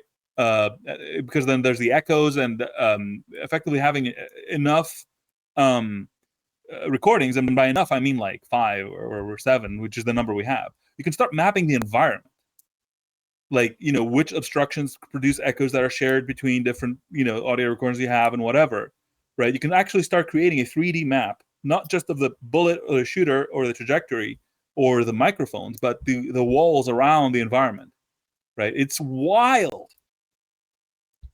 On the basis of not synchronized, precise, expensive microphones, but just random cell phones that are, sharing shit on social media, and you get like, doubly, triply compressed stuff from, dubious sources. Anyway, what's your approach to synchronize them? Because obviously, if the timing is off based off of their location of a particular event, then your mapping would be off. No, because basically you treat the time offset as another constraint, right? So you have each audio gives you a number of constraints, right? That okay, well this was taken at a point in time where these two sounds were heard at this particular difference of. Do you have a synchronized timestamp? Is that what you're saying? No, you don't. That's what I'm saying. You just have the audio, okay? Just start with this concept in mind, okay? But that audio with that, just measuring the distance between the crack and the bang, assuming you can find points of reference in each waveform, right? So let's say you can turn that into a number. Well, that could have occurred without even knowing, without even synchronizing anything. You just know that there is a ring of areas where the cone and the sphere of the crack and bang, respectively, if you intersect them, they form a some kind of torus. Does that make sense? So you are. I'd have to think about the torus specifically, but yeah, I mean, broadly speaking, things are making sense. You're starting to locate, even without synchronizing anything. You're starting to locate the microphones in space, because it's not just that you don't have the timestamps. You don't have precise locations. I mean, you can start to do something very well with the timestamps. You could, with the timestamps and things synchronized, I would imagine you would be able to then work out the physical locations more accurately, because if you don't have the synchronization, you don't know where things are timed from, right? I mean, I guess if it's only the relative between two different sounds, then I'd have to think about it. Yeah. I'm following. I'd have to think. I'm just, my brain thinks things through in real time. So it's like I'm actually trying to process. Don't worry about it. I'm just saying, like, well, the thing is, like, look, you can treat, for example, like the bang as your synchronization, right? And the bang goes through the whole area at a speed of sound. So, that gives you like a 30 to 50 millisecond accuracy in terms of, like, wobble you can expect from what you have, which is not terrible, but it's also not great. But then you can also treat the crack as a synchronization signal, right? And that is actually, depending on where you are, it might be better or worse. But I think if you have both of them together, then you can actually start to get deeper into. Anyway, but that's the principle of it. Is that and sorry, just to give you one additional thing, you have the PA system that if you have some audio from before, that usually is coming through the PA system. So you have an additional point of reference you can use. And long story short, you basically treat it as a deduction, right? You have a number of equations, and you have a number of unknowns. And the interesting thing, I think, is that you can combine math and sort of common sense reasoning. Like, for example, the person can't be flying, right? They have to be on the ground somewhere. So that limits the number of locations you can be in, and so on and so forth. But my approach basically was to bootstrap the precise location and timestamps by starting with something rough and then making additional inferences on that basis, et cetera, et cetera. Long story short, I'm fairly confident, or quite confident, you can do this. And the point I'm trying to make in conjunction to all of that is that it is absolutely fucking ridiculous how much information you can extract from something so seemingly trivial as a recording of like a few milliseconds. Yeah. The ability to do a lot of reliable inferences is incredible. I'd have to think about the specifics more thoroughly to have deep thoughts on that. But yeah, I agree. But I'm going to invite anyone who wants to come up and comment on things we've discussed so far to go ahead and do so. We'll let you get on up. We haven't done that yet this show, but we're going to move on to now the John Bolton indictment here. Yeah, so John Bolton was charged with 18 federal counts, and I apologize, I'm going to look down. I'm reading this. We're still just getting this. We have the first 8 counts are transmission of national defense information. The second set of 9 counts, that's counts 9 through 18, is retention of national defense information. And that looks like it's U.S. Code Title 19, Section 793D and E, which is part of the Espionage Act. Now, there was another statute that they were considering, and it looks like they've only charged him with those Espionage Act statutes, but we're still reading through this indictment. It's 26 pages long. There's a lot of background information here, and I apologize, but we're literally just getting this in right now, so I'm still... So I have the indictment here, and I have a couple select items from it and the accusations here. So going to bullet point 11, from on or about April 9th, 2018 through on or about September 15th, 2019, on a regular basis, Bolton sent diary-like entries to individuals 1 and 2 that contained information classified up to the top secret SCI level. Bolton wrote many of these diary-like entries by transcribing his handwritten notes from his day's activities into word processing documents, which he then electronically sent to individuals 1 and 2 through a commercial, non-governmental messaging application. On other occasions, Bolton used his personal non-governmental email accounts, such as email accounts hosted by AOL and Google, to email information classified up to the top secret SCI level to individuals 1 and 2 at their personal email accounts. At no point did Bolton have authorization to store or transmit the classified information that he sent to individuals 1 and 2 via his personal electronic devices and accounts, nor did at any time individuals 1 or 2 have authorization to know or store the classified information that Bolton gave them. At some point between when Bolton left government service in September 2019 and July 2021, a cyber actor believed to be associated with the Islamic Republic of Iran hacked Bolton's personal email account and gained unauthorized access to the classified and national defense information in that account, which Bolton had previously emailed to individuals 1 and 2 while he was the national security advisor. A representative for Bolton notified the U.S. government of the hack in or about July 2021, but did not tell the U.S. government that the account contained national defense information, including classified information that Bolton had placed in the account from his time at the national security advisor. Nor did Bolton's representative tell the U.S. government that Bolton included classified information with governmental messaging applications.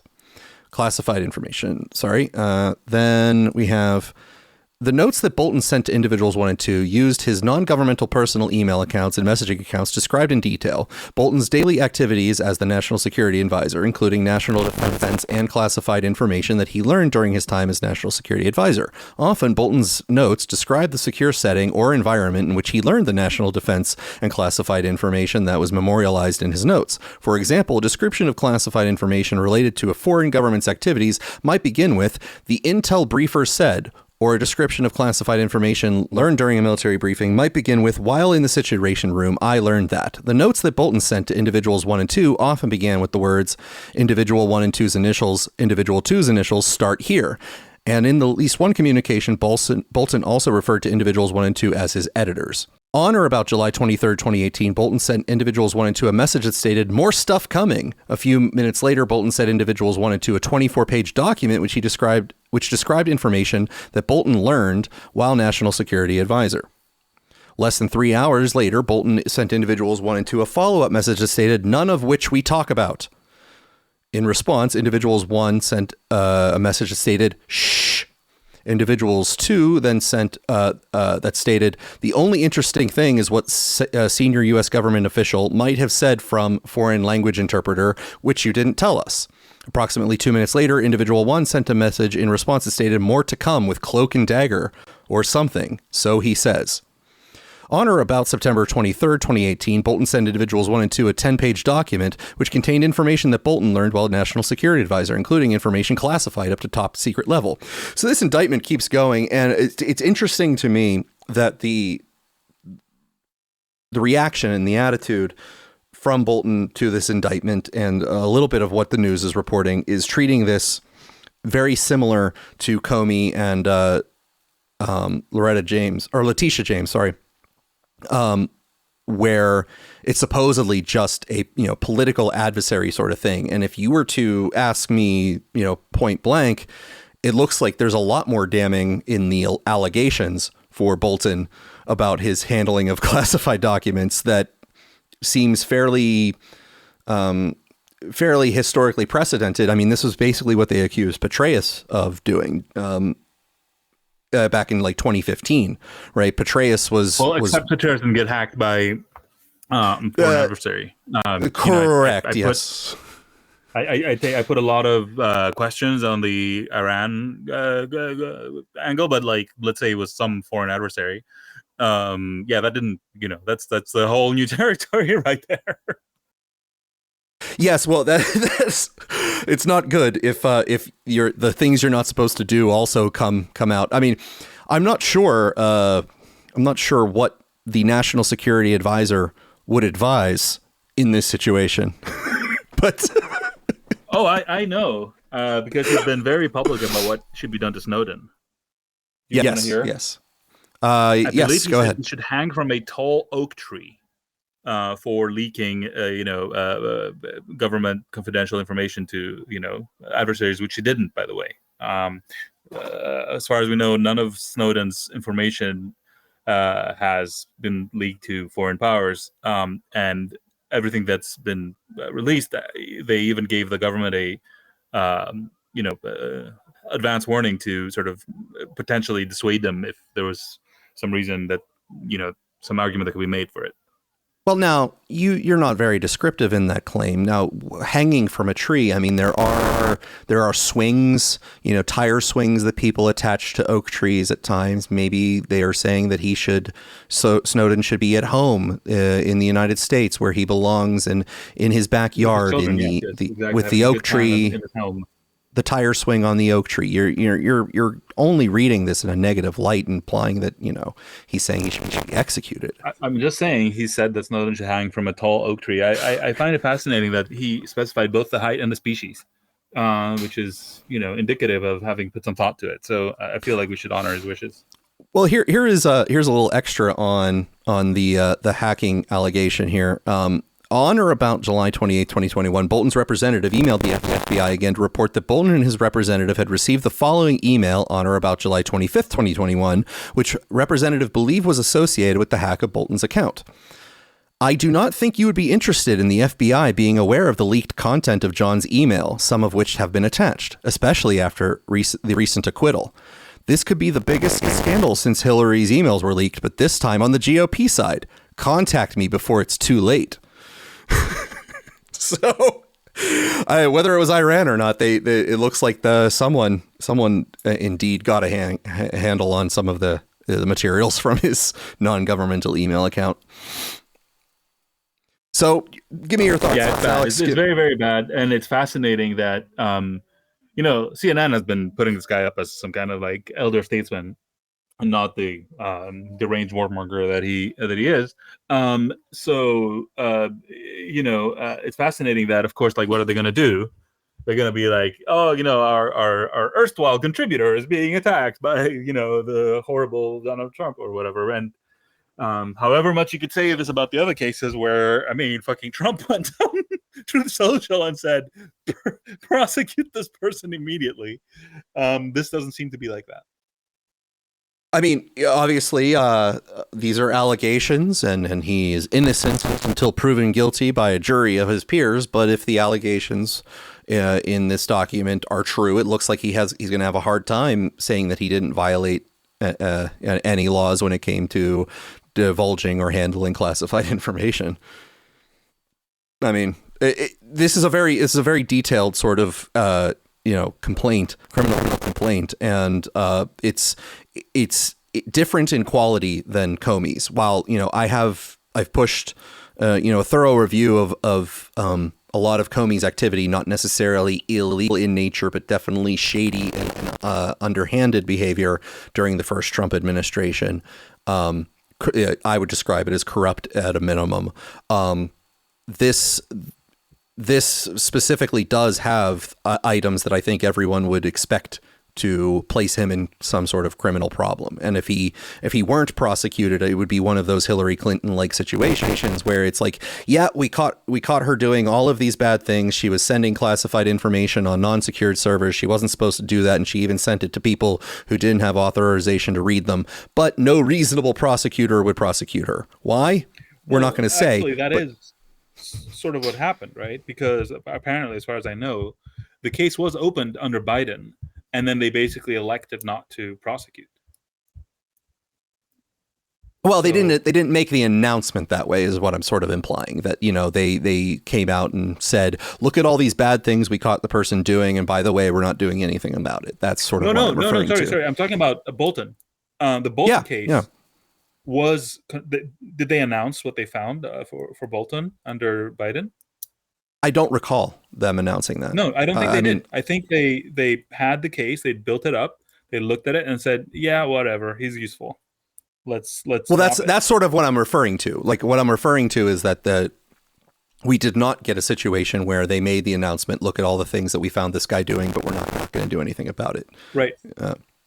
That's all I'm saying. But anyway, do you have any additional? Honestly, it's kind of wild. Right. I mean, you can talk about young Republicans like, having a potty mouth in private chats.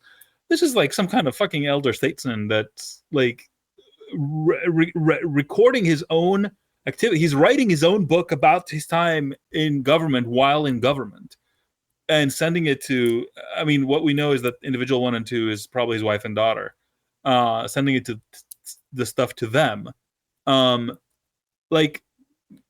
There's something wild about like chronicling your time in government while in government. I don't, you know what I mean? Like it's out there, and sort of, again, while it cannot be said that you do not know what you are doing when, you say things like sure and like whatever, right? Like it's extremely clear. But I guess if you were to defend him, the line you would go in is that this is commonplace and they do it all the time. And everybody does it. And they're just coming after Bolton because, well, he's Bolton and he's done what he's done, which is fair enough. But like, if you're not going to, if the defense is like, this sort of thing isn't normally punished, what does that do for Trump's allegations? That was like a lot less than this. Yeah. It's going to be an interesting sort of case. I don't know if there's anyone else, like, because the framing, whatever you think of the threshold of severity for what Comey's alleged of doing, or Letitia James is alleged of doing, there isn't a large list of people who are actually quote enemies of Donald Trump who are being prosecuted.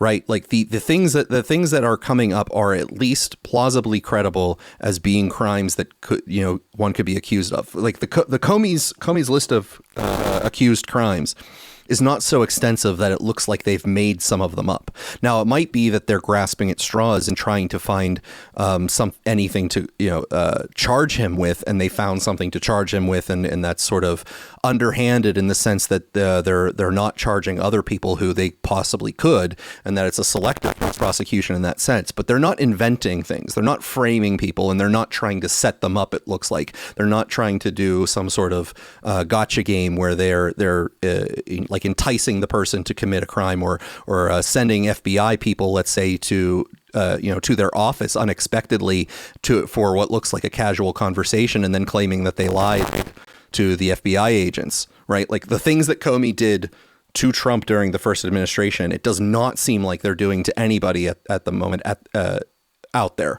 They're alleging they committed certain crimes, and that'll either succeed or fail by a jury of their peers. And of course, the prosecutions could be selective, but the people are so that they're not that important in the grand scheme of things as far as his current political opposition. Like Comey was not someone who was actively, specifically a hindrance to Trump in any way whatsoever. He was a past person who caused him a lot of grief, but he was not a current hindrance. Letitia James was an annoyance, but not someone who is currently, a threat to him and his political success. So like this idea that he's currently in the process of prosecuting all of his enemies is a little bit of a bizarre take, because he has a lot of enemies he's currently not prosecuting or even threatening to.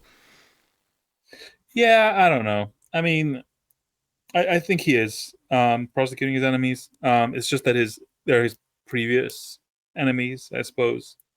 But I don't think that cuts him loose from the accusation that he's prosecuting his enemies. You could say that everybody's doing it, and that's totally fair to do. You can say what you said, which is that, well, at least they're not inventing crimes to prosecute them on, which is fair.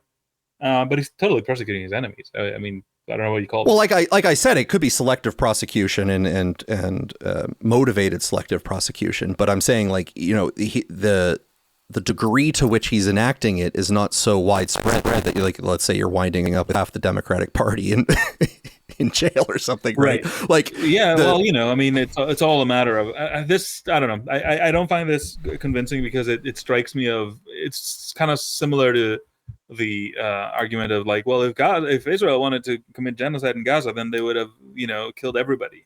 And it's like, okay, but like, it's not the same thing, because I'm saying that you could classify these as selective prosecutions. I don't see how saying that you. Okay, so I don't see how saying that is, and also saying that he's not currently on a rampage, putting like his entire opposition in jail, is also wrong. That's currently true, right? He's not doing that. Sure, but I mean, it's not that the Democrats did that, though, right? So yes. Well, I mean, if you look at the mug shots of everyone, the mugshot lineup that they did, where how many people were being targeted at the time. That was a large cavalcade of people. I mean, how many people did the FBI raid during the first Trump administration? I don't know, but it wasn't like a substantial part of the Republican Party that you could say, some percentage of okay, it, whatever. It was granted, but it was it was more than 3 people. Yes. Yeah. So let's. Okay. It's still got a term, He's just figuring out the ropes for the moment. I would like to get it to the point, at least to where they were at the beginning of the Trump administration, where they had, FISA warrants on Carter Page, and then were surveilling the communications, so many hops out between those people that they, raid Roger Stone's house on CNN Live, things like that. I would like to get it to that point before I start saying that the two things were sort of equivalent in the degree to which that they were coming down on opposition. I will say that for better or worse, the Republicans don't have as much command of the machinery of government as the Democrats did. So, I don't know if, given the opportunity, they would go for it, but they are limited by the fact that, the lower ranks are not following orders the same way. True. Well, would you like to close out this episode with some fun, good news? No, but I have been following a story that I can bring up if you want. You can certainly go ahead, and I'll keep this for after your story here.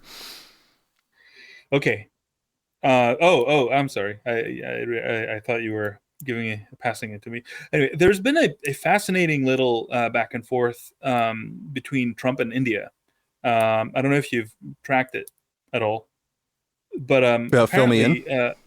Trump came out and said, I spoke with Modi and they're going to stop buying Russian oil. This happened like a couple of days ago. Okay. And then the Indian government came out and said, we have no record of such a call having happened. Okay. And then they confirmed later that, yes, there's no change in our policy and there is no such call that took place. All right. And then there was another step from the U.S. government doubling down on their belief that this did happen or would happen or whatever. But it's so bizarre because, I mean, this it feels different from the other lies that are non-confirmable, if you see what I mean, right? Like there's things you can say, like, oh, I told Putin about the tomahawks and that we're gonna blah, okay, it's a he said, she said, whatever. Like in this case, it appears that there was no call at all. This happened. Never mind the fact that there's no change in policy that you can trace to. But there was apparently no conversation that this refers to, which has me wondering if this is an early sign of Trump, literally just convincing himself something happened that didn't. Well, I guess it depends on whether you think this is a new thing he's doing that would indicate a deeper sort of mental problem or not. I mean, he is an expert bullshitter who just says things and then expects the world to follow in line with whatever he said is happening at the time. Yeah, but a conversation there's a distinction between the Chuck Schumer type of expert bullshitter and the George Santos type of expert bullshitter. You see what I mean? Okay. In that the one knows how to do it without getting caught, and the other one doesn't. Okay.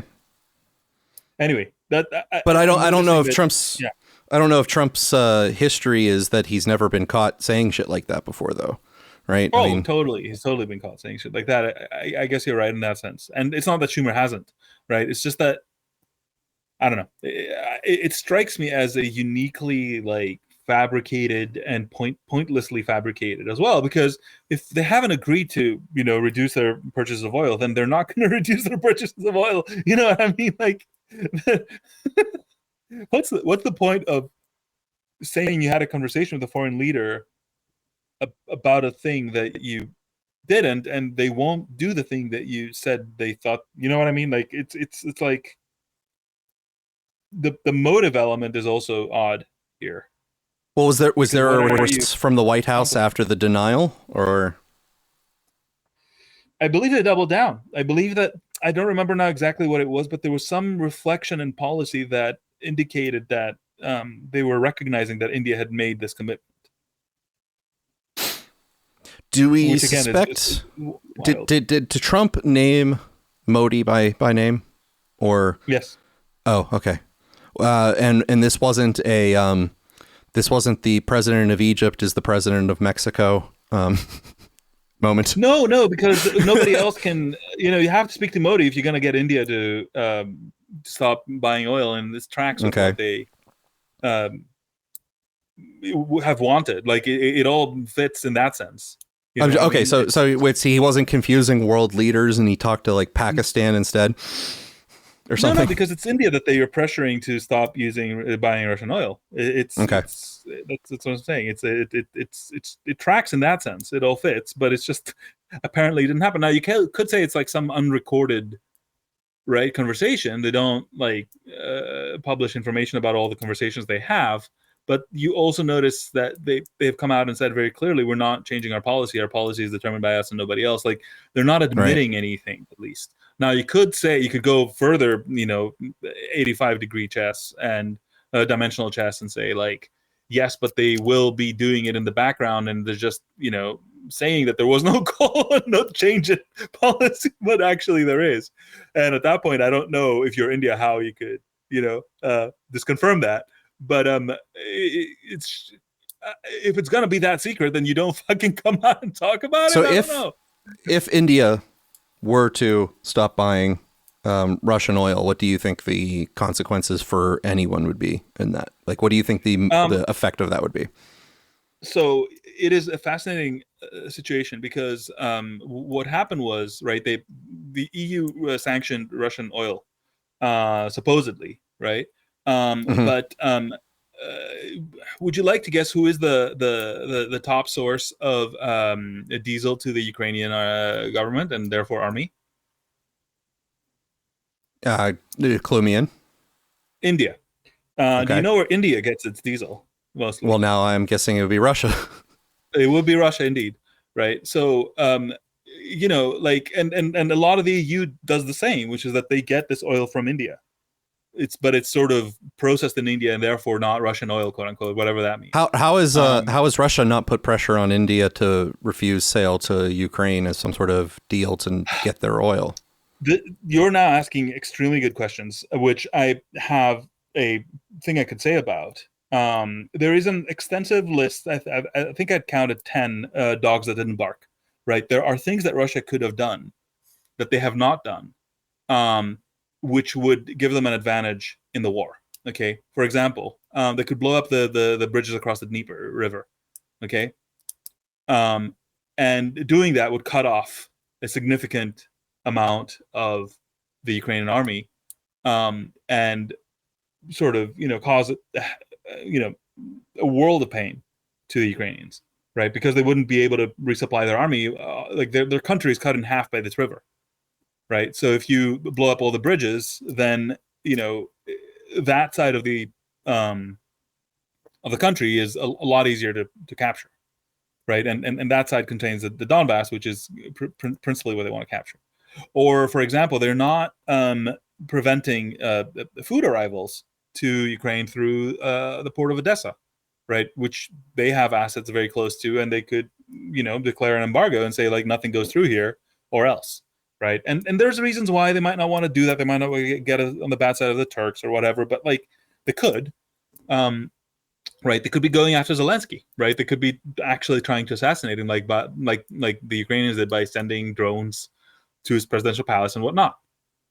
I had listed there's more to this list of things that the Russians could be doing that would give them a decisive advantage in terms of winning the war immediately.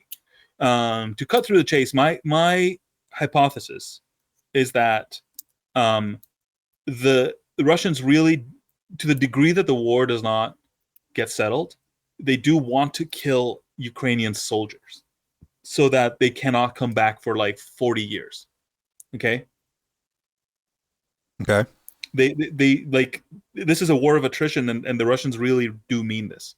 Like they would, you know, they want to kill everybody that Ukraine can send at them, which means that anything they do that would lead to an early sort of capitulation, but with most of the men sort of still able to fight, leads to what happened in World War I, right? Where Germany sort of capitulated and they signed a shitty treaty and they didn't like it and whatever, but they still had a lot of young men who could fight, which led to World War II.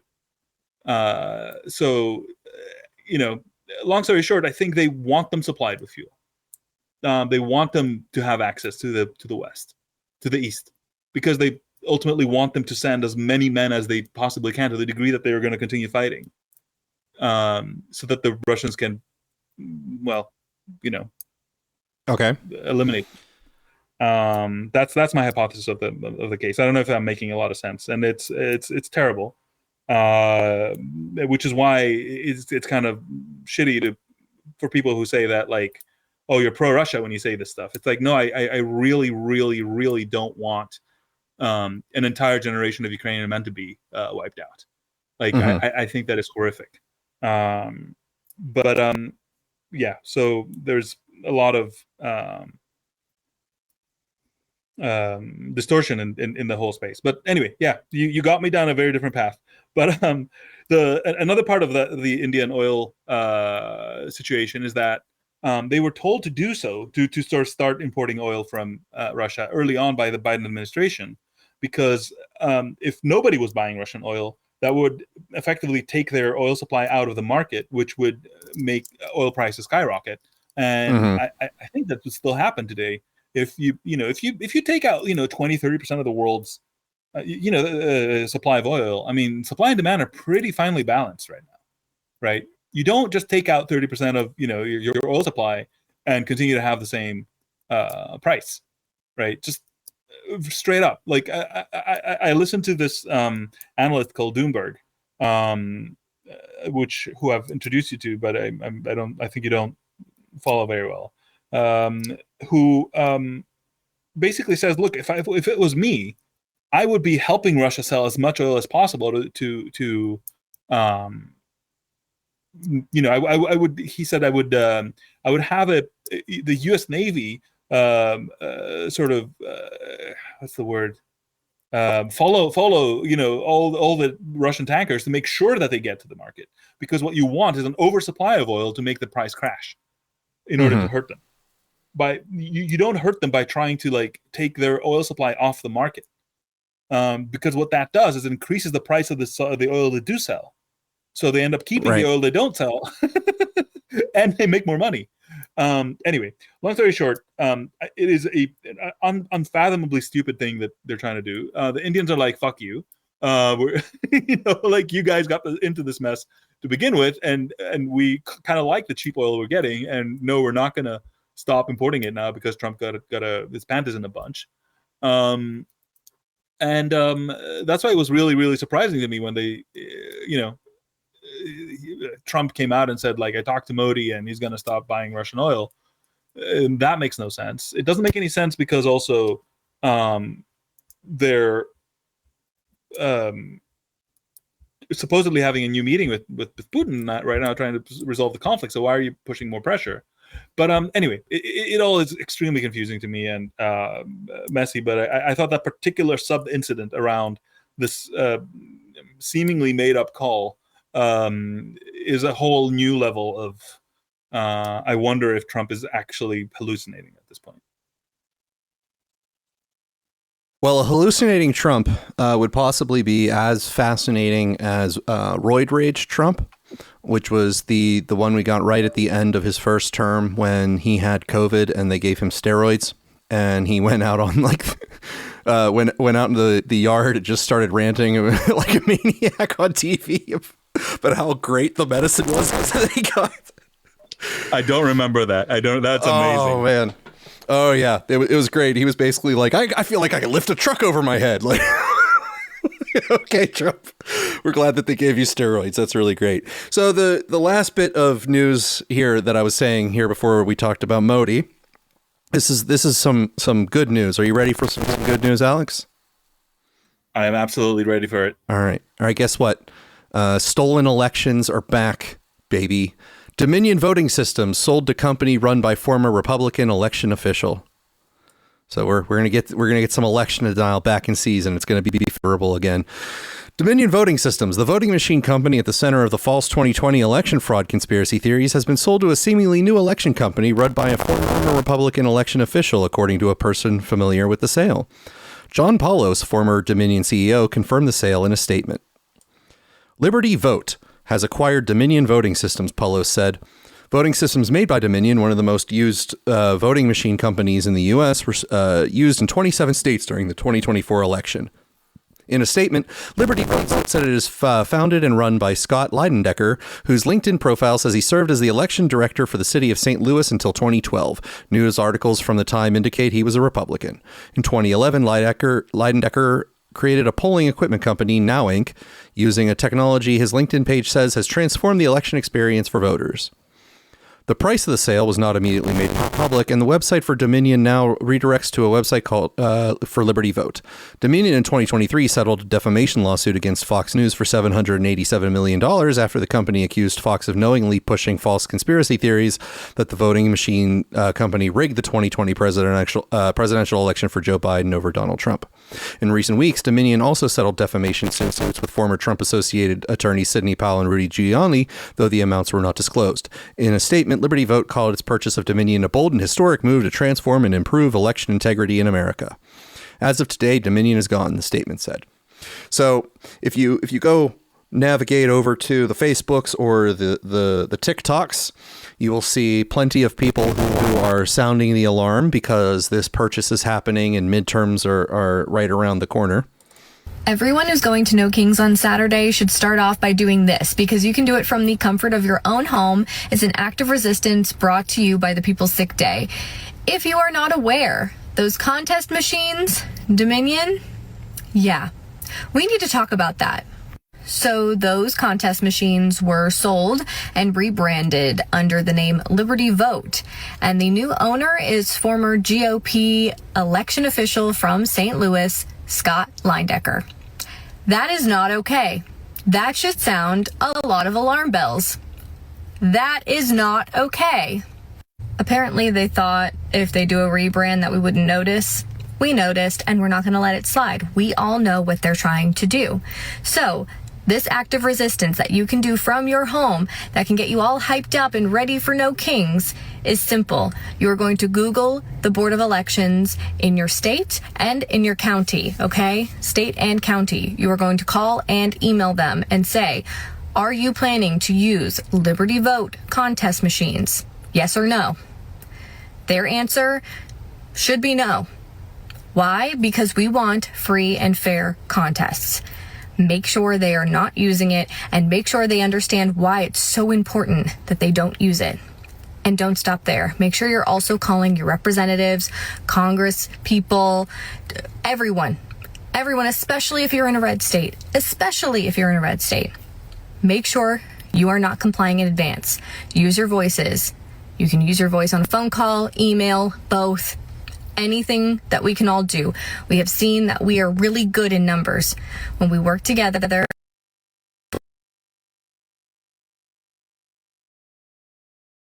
So the good news is that election denial is coming back, baby. The voting machines are elections now. They weren't before, but they are now. That's all good news. We're going to get another nice round of those. Greg Palast is not going to be the only person claiming that every election was stolen by the Republicans. I hope you're the guy's name? Greg Palast. So he's been a guy who has basically said that every single presidential election that was won by a Republican was stolen. He has a long history going back to including the ones that George are actually Bush. won by the Republicans. No, there was no such thing. They cheated somehow. Greg Palast has a very long history of that sort of thing. But it's good news. Sorry, so every election has been won by the Republicans. Every election that was yes. I see. Okay. Yes, cool. Yes, including it's this last one. To find out that it does matter. Turns out who runs Dominion systems, because it turns out the systems are not such that you can trust them blindly.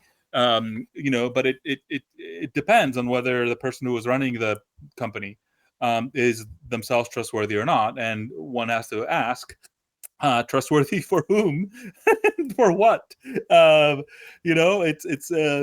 gone from safe and effective to our stuff is safe and effective, but yours isn't, or something. I don't know. Well, yeah. So when the 2020 election happened and people were talking about the voting machines, and the immediate response, of course, was that any concern over the voting machines was by nut jobs. I had to laugh because I remembered that during the 2000 election that the news was reporting about the company Diebold, and that it was the Diebold machines that were possibly tilting the election towards George Bush away from Al Gore. And Diebold was the one that was doing the fraud at that point. And so, when they were talking about Dominion and things like that, it's just like, okay, this is a perennial thing.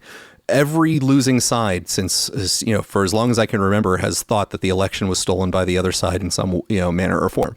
Now, the volume, I will say, and the reaction was louder this time on both sides. In 2020 was louder on both sides, where, people saying that, no, of course not. There's no problem in voting machines whatsoever. They're perfectly fine. And anyone who thinks otherwise is an idiot.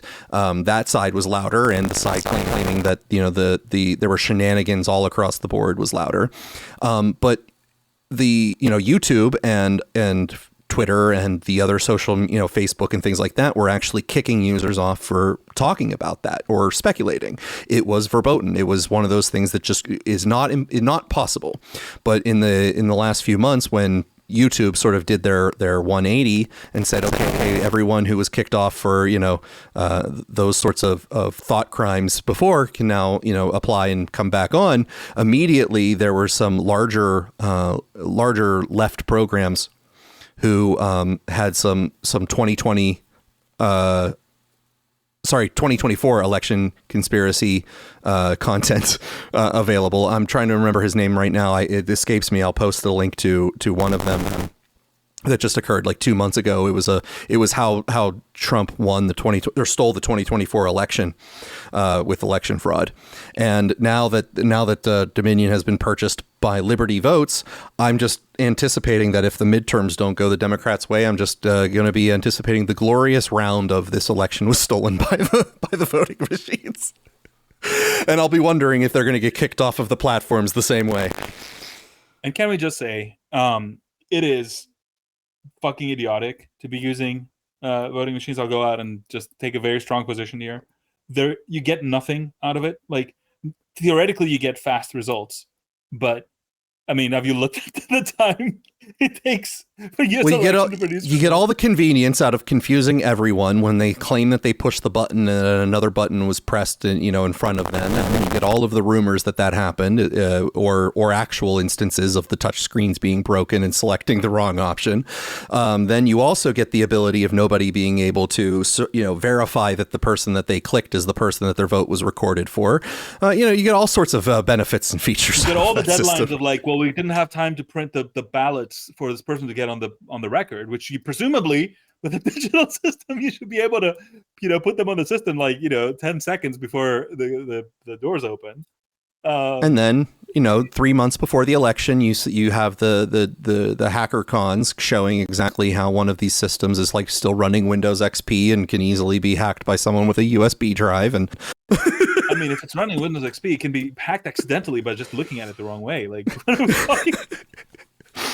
so it has all those features. Intending to, just by sort of thinking about it a little harsh.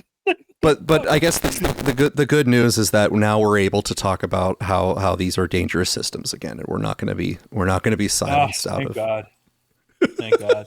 Yeah. So, but it's fascinating what you said about YouTube's algorithm, because that could be a pattern, right? Where yes, election denial was bad when they were doing it to Democrats, but we got to get it rehabilitated in time to do it to the Republicans, and then it's going to be really bad again for the Democrats win.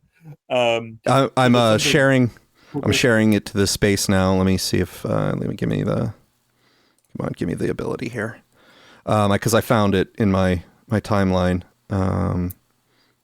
Darn, it won't let me do that. I'll just paste it to the bottom here. Anyway, but there it is. Even if you wanted to do it, if you wanted to use e-voting, I mean, you could at least go through the basics of just making an open source system that's formally proven and has, I don't know, a fucking blockchain or something that's one fucking use for a fucking blockchain, if there ever was one.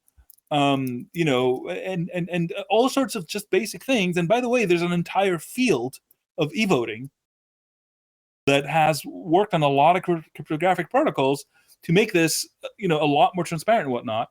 And what do they end up doing? They just get some shitty fucking company to make a shitty fucking box with shitty fucking code that nobody's allowed to see, apparently. Well, I guess you can see it. You just have to get it illicitly, which apparently is not that hard. Anyway, so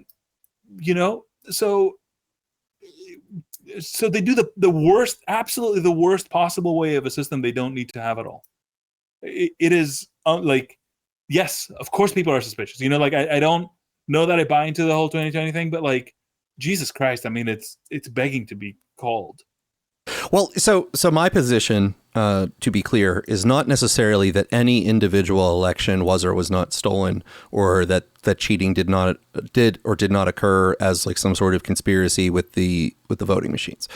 My position has always been that the existence and the mechanics of the machines themselves cause distrust in the system, and that the system itself is fragile in the ability of people to sow distrust in it by their very nature. And that alone makes the process flawed.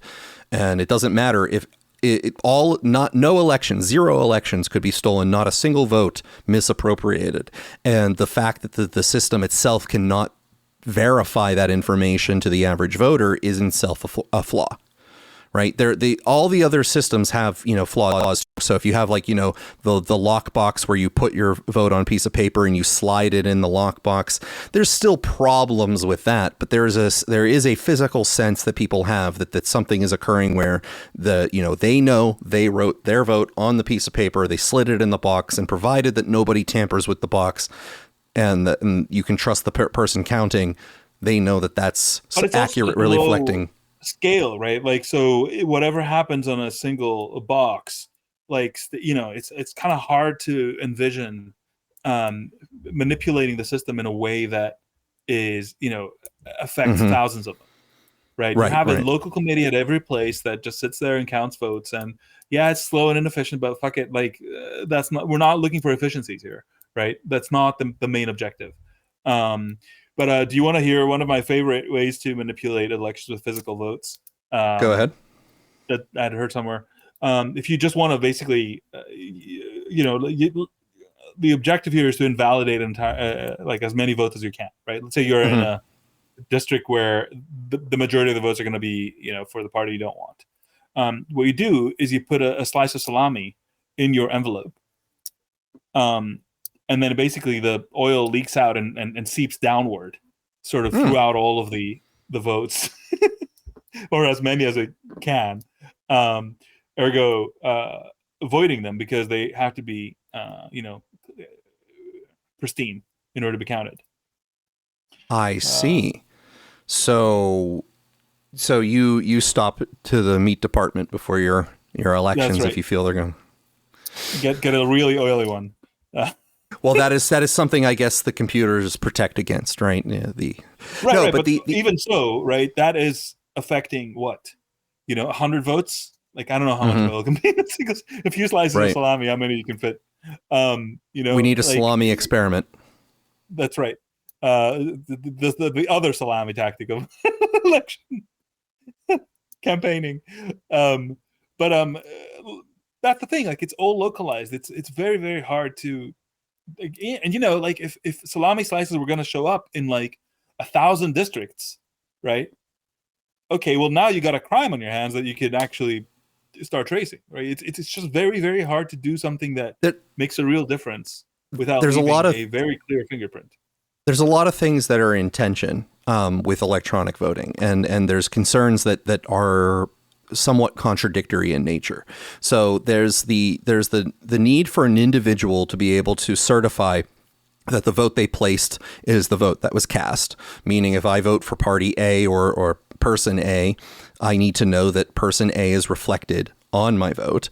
And then there is the counter, sort of in contradiction to that, for nobody else to be able to tell who I voted for. Right.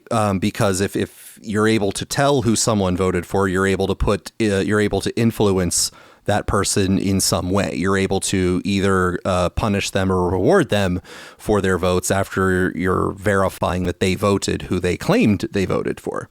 Right. So if I walk out of a polling place and I do, I answer some questions and people do a sample of me and I lie to them, there's no way for them to know that I lied to them, and I can skew those polls that way, or if someone says, I'll give you $1,000 if you vote for this person, this candidate, which, that's a crime or whatever, but they would be, if they're able to verify whether or not I did that, that gives them the ability to put that incentive, because I can't lie to them if they are able to verify it.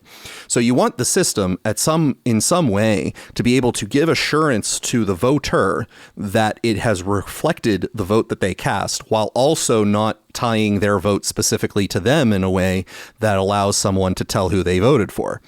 Right, to allow their vote to be uncovered and revealed. You want that privacy on that level with the transparency of being able to certify to the voter themselves that their vote was cast as is, which is possibly something that can be solved electronically, but in no way is currently implemented. And that's one of the features that it lacks. And it is a complete black box to the voter themselves, which makes the ability to cast doubt extremely simple. All you have to do is say, how do you know that your vote was recorded the way that you made it? And every single person has the ability to say, I don't know. And no one can actually say how they know that it was cast the way that they made it. And then, so then you have to trust that the company that's responsible for the machines it knows what they're doing, which is not a matter for debate. They do not. And the local operators, the people who are locally operating those machines, understand how to actually use them correctly. Yeah. So I mean, I think the null hypothesis here, excuse the language, is that they at least want to be doubted. They want the chaos. They want the conspiracy theories. I don't know how you set this up. First of all, I've never been able to figure out why. What's the sale look like? You know what I mean? What is the pitch meeting of installing electronic voting machines? Here's some machines that are going to make everything slower, more contentious, less transparent, more likely to be influenced, more likely to be thought to be influenced. I think your question makes more sense at the current stage. It's a little bit more self-evident what the pitch might be in the introductory stages, which is that it's modern, it's advanced, it's technological. It's the sales pitch obviously would be that it causes chaos. It's that it modernizes the voting systems. The initial sales pitch would be that it streamlines things. You don't actually have to have rows of tabulators counting things and then doing recounts to make sure that the votes were counted correctly. The computers just handle the math automatically, right? Those are the benefits that would be on the initial sale. What math? What problem are you what problem are you fixing? What situation do you have that you're addressing? Other than it's not modern. It's been working correctly for a long time. Well, it does take time to go through each vote and tally them up, right? Thank God to fix that one. Yeah.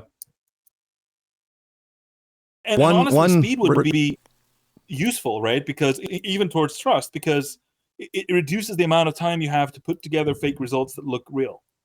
But they don't do that. We have one request to speak, but Twitter here is giving me complications. I keep approving our Donald Trump PhD here. He keeps requesting, or did request. And see if you approve him this time if it comes up. If not, Donald, I'm sorry, we're trying. Twitter is not cooperating. Maybe he dropped out and is going to come back in, but otherwise, yeah. We'll give him a few moments. If he doesn't come back, unfortunately, we'll have to catch him on the flip side of that. We're not personal to technological issues having those around here today. We quite value his commentary, and he's one of our most insightful contributors, even. So any closing thoughts while we give him a couple moments here, Alex, on the topics of the day?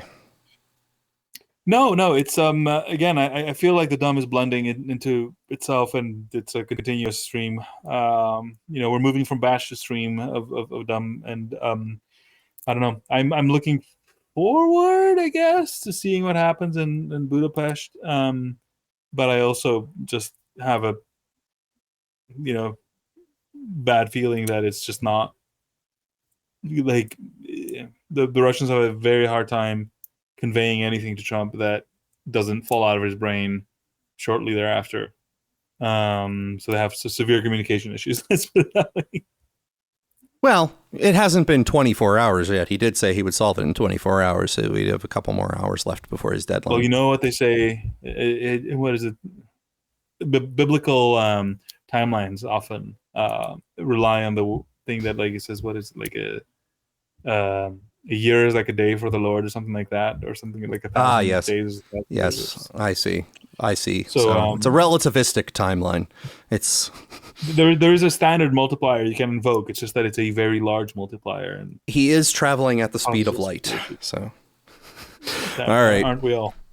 Well, it doesn't look like we're going to get, unfortunately, Donald Trump PhD up here today. We'll get him next time. Hopefully, he can remember what his comments were, and I'm going to repair some of the spots where I dropped out, and make sure that the audio is intact, and I will post that up to the podcast version. By the time you come back, your personal machine is more reliable than a. Oh yes. Oh yes, I'm going to be spending a lot of time getting this thing working, because it's dropping out so intermittently. It's annoying as heck. All right. Well, we got through it, and this episode was actually dumb. not just talking about it. So I suppose there's all right. All right. Thanks for another. Everybody have a great dumb week. I'll see you on the flip side.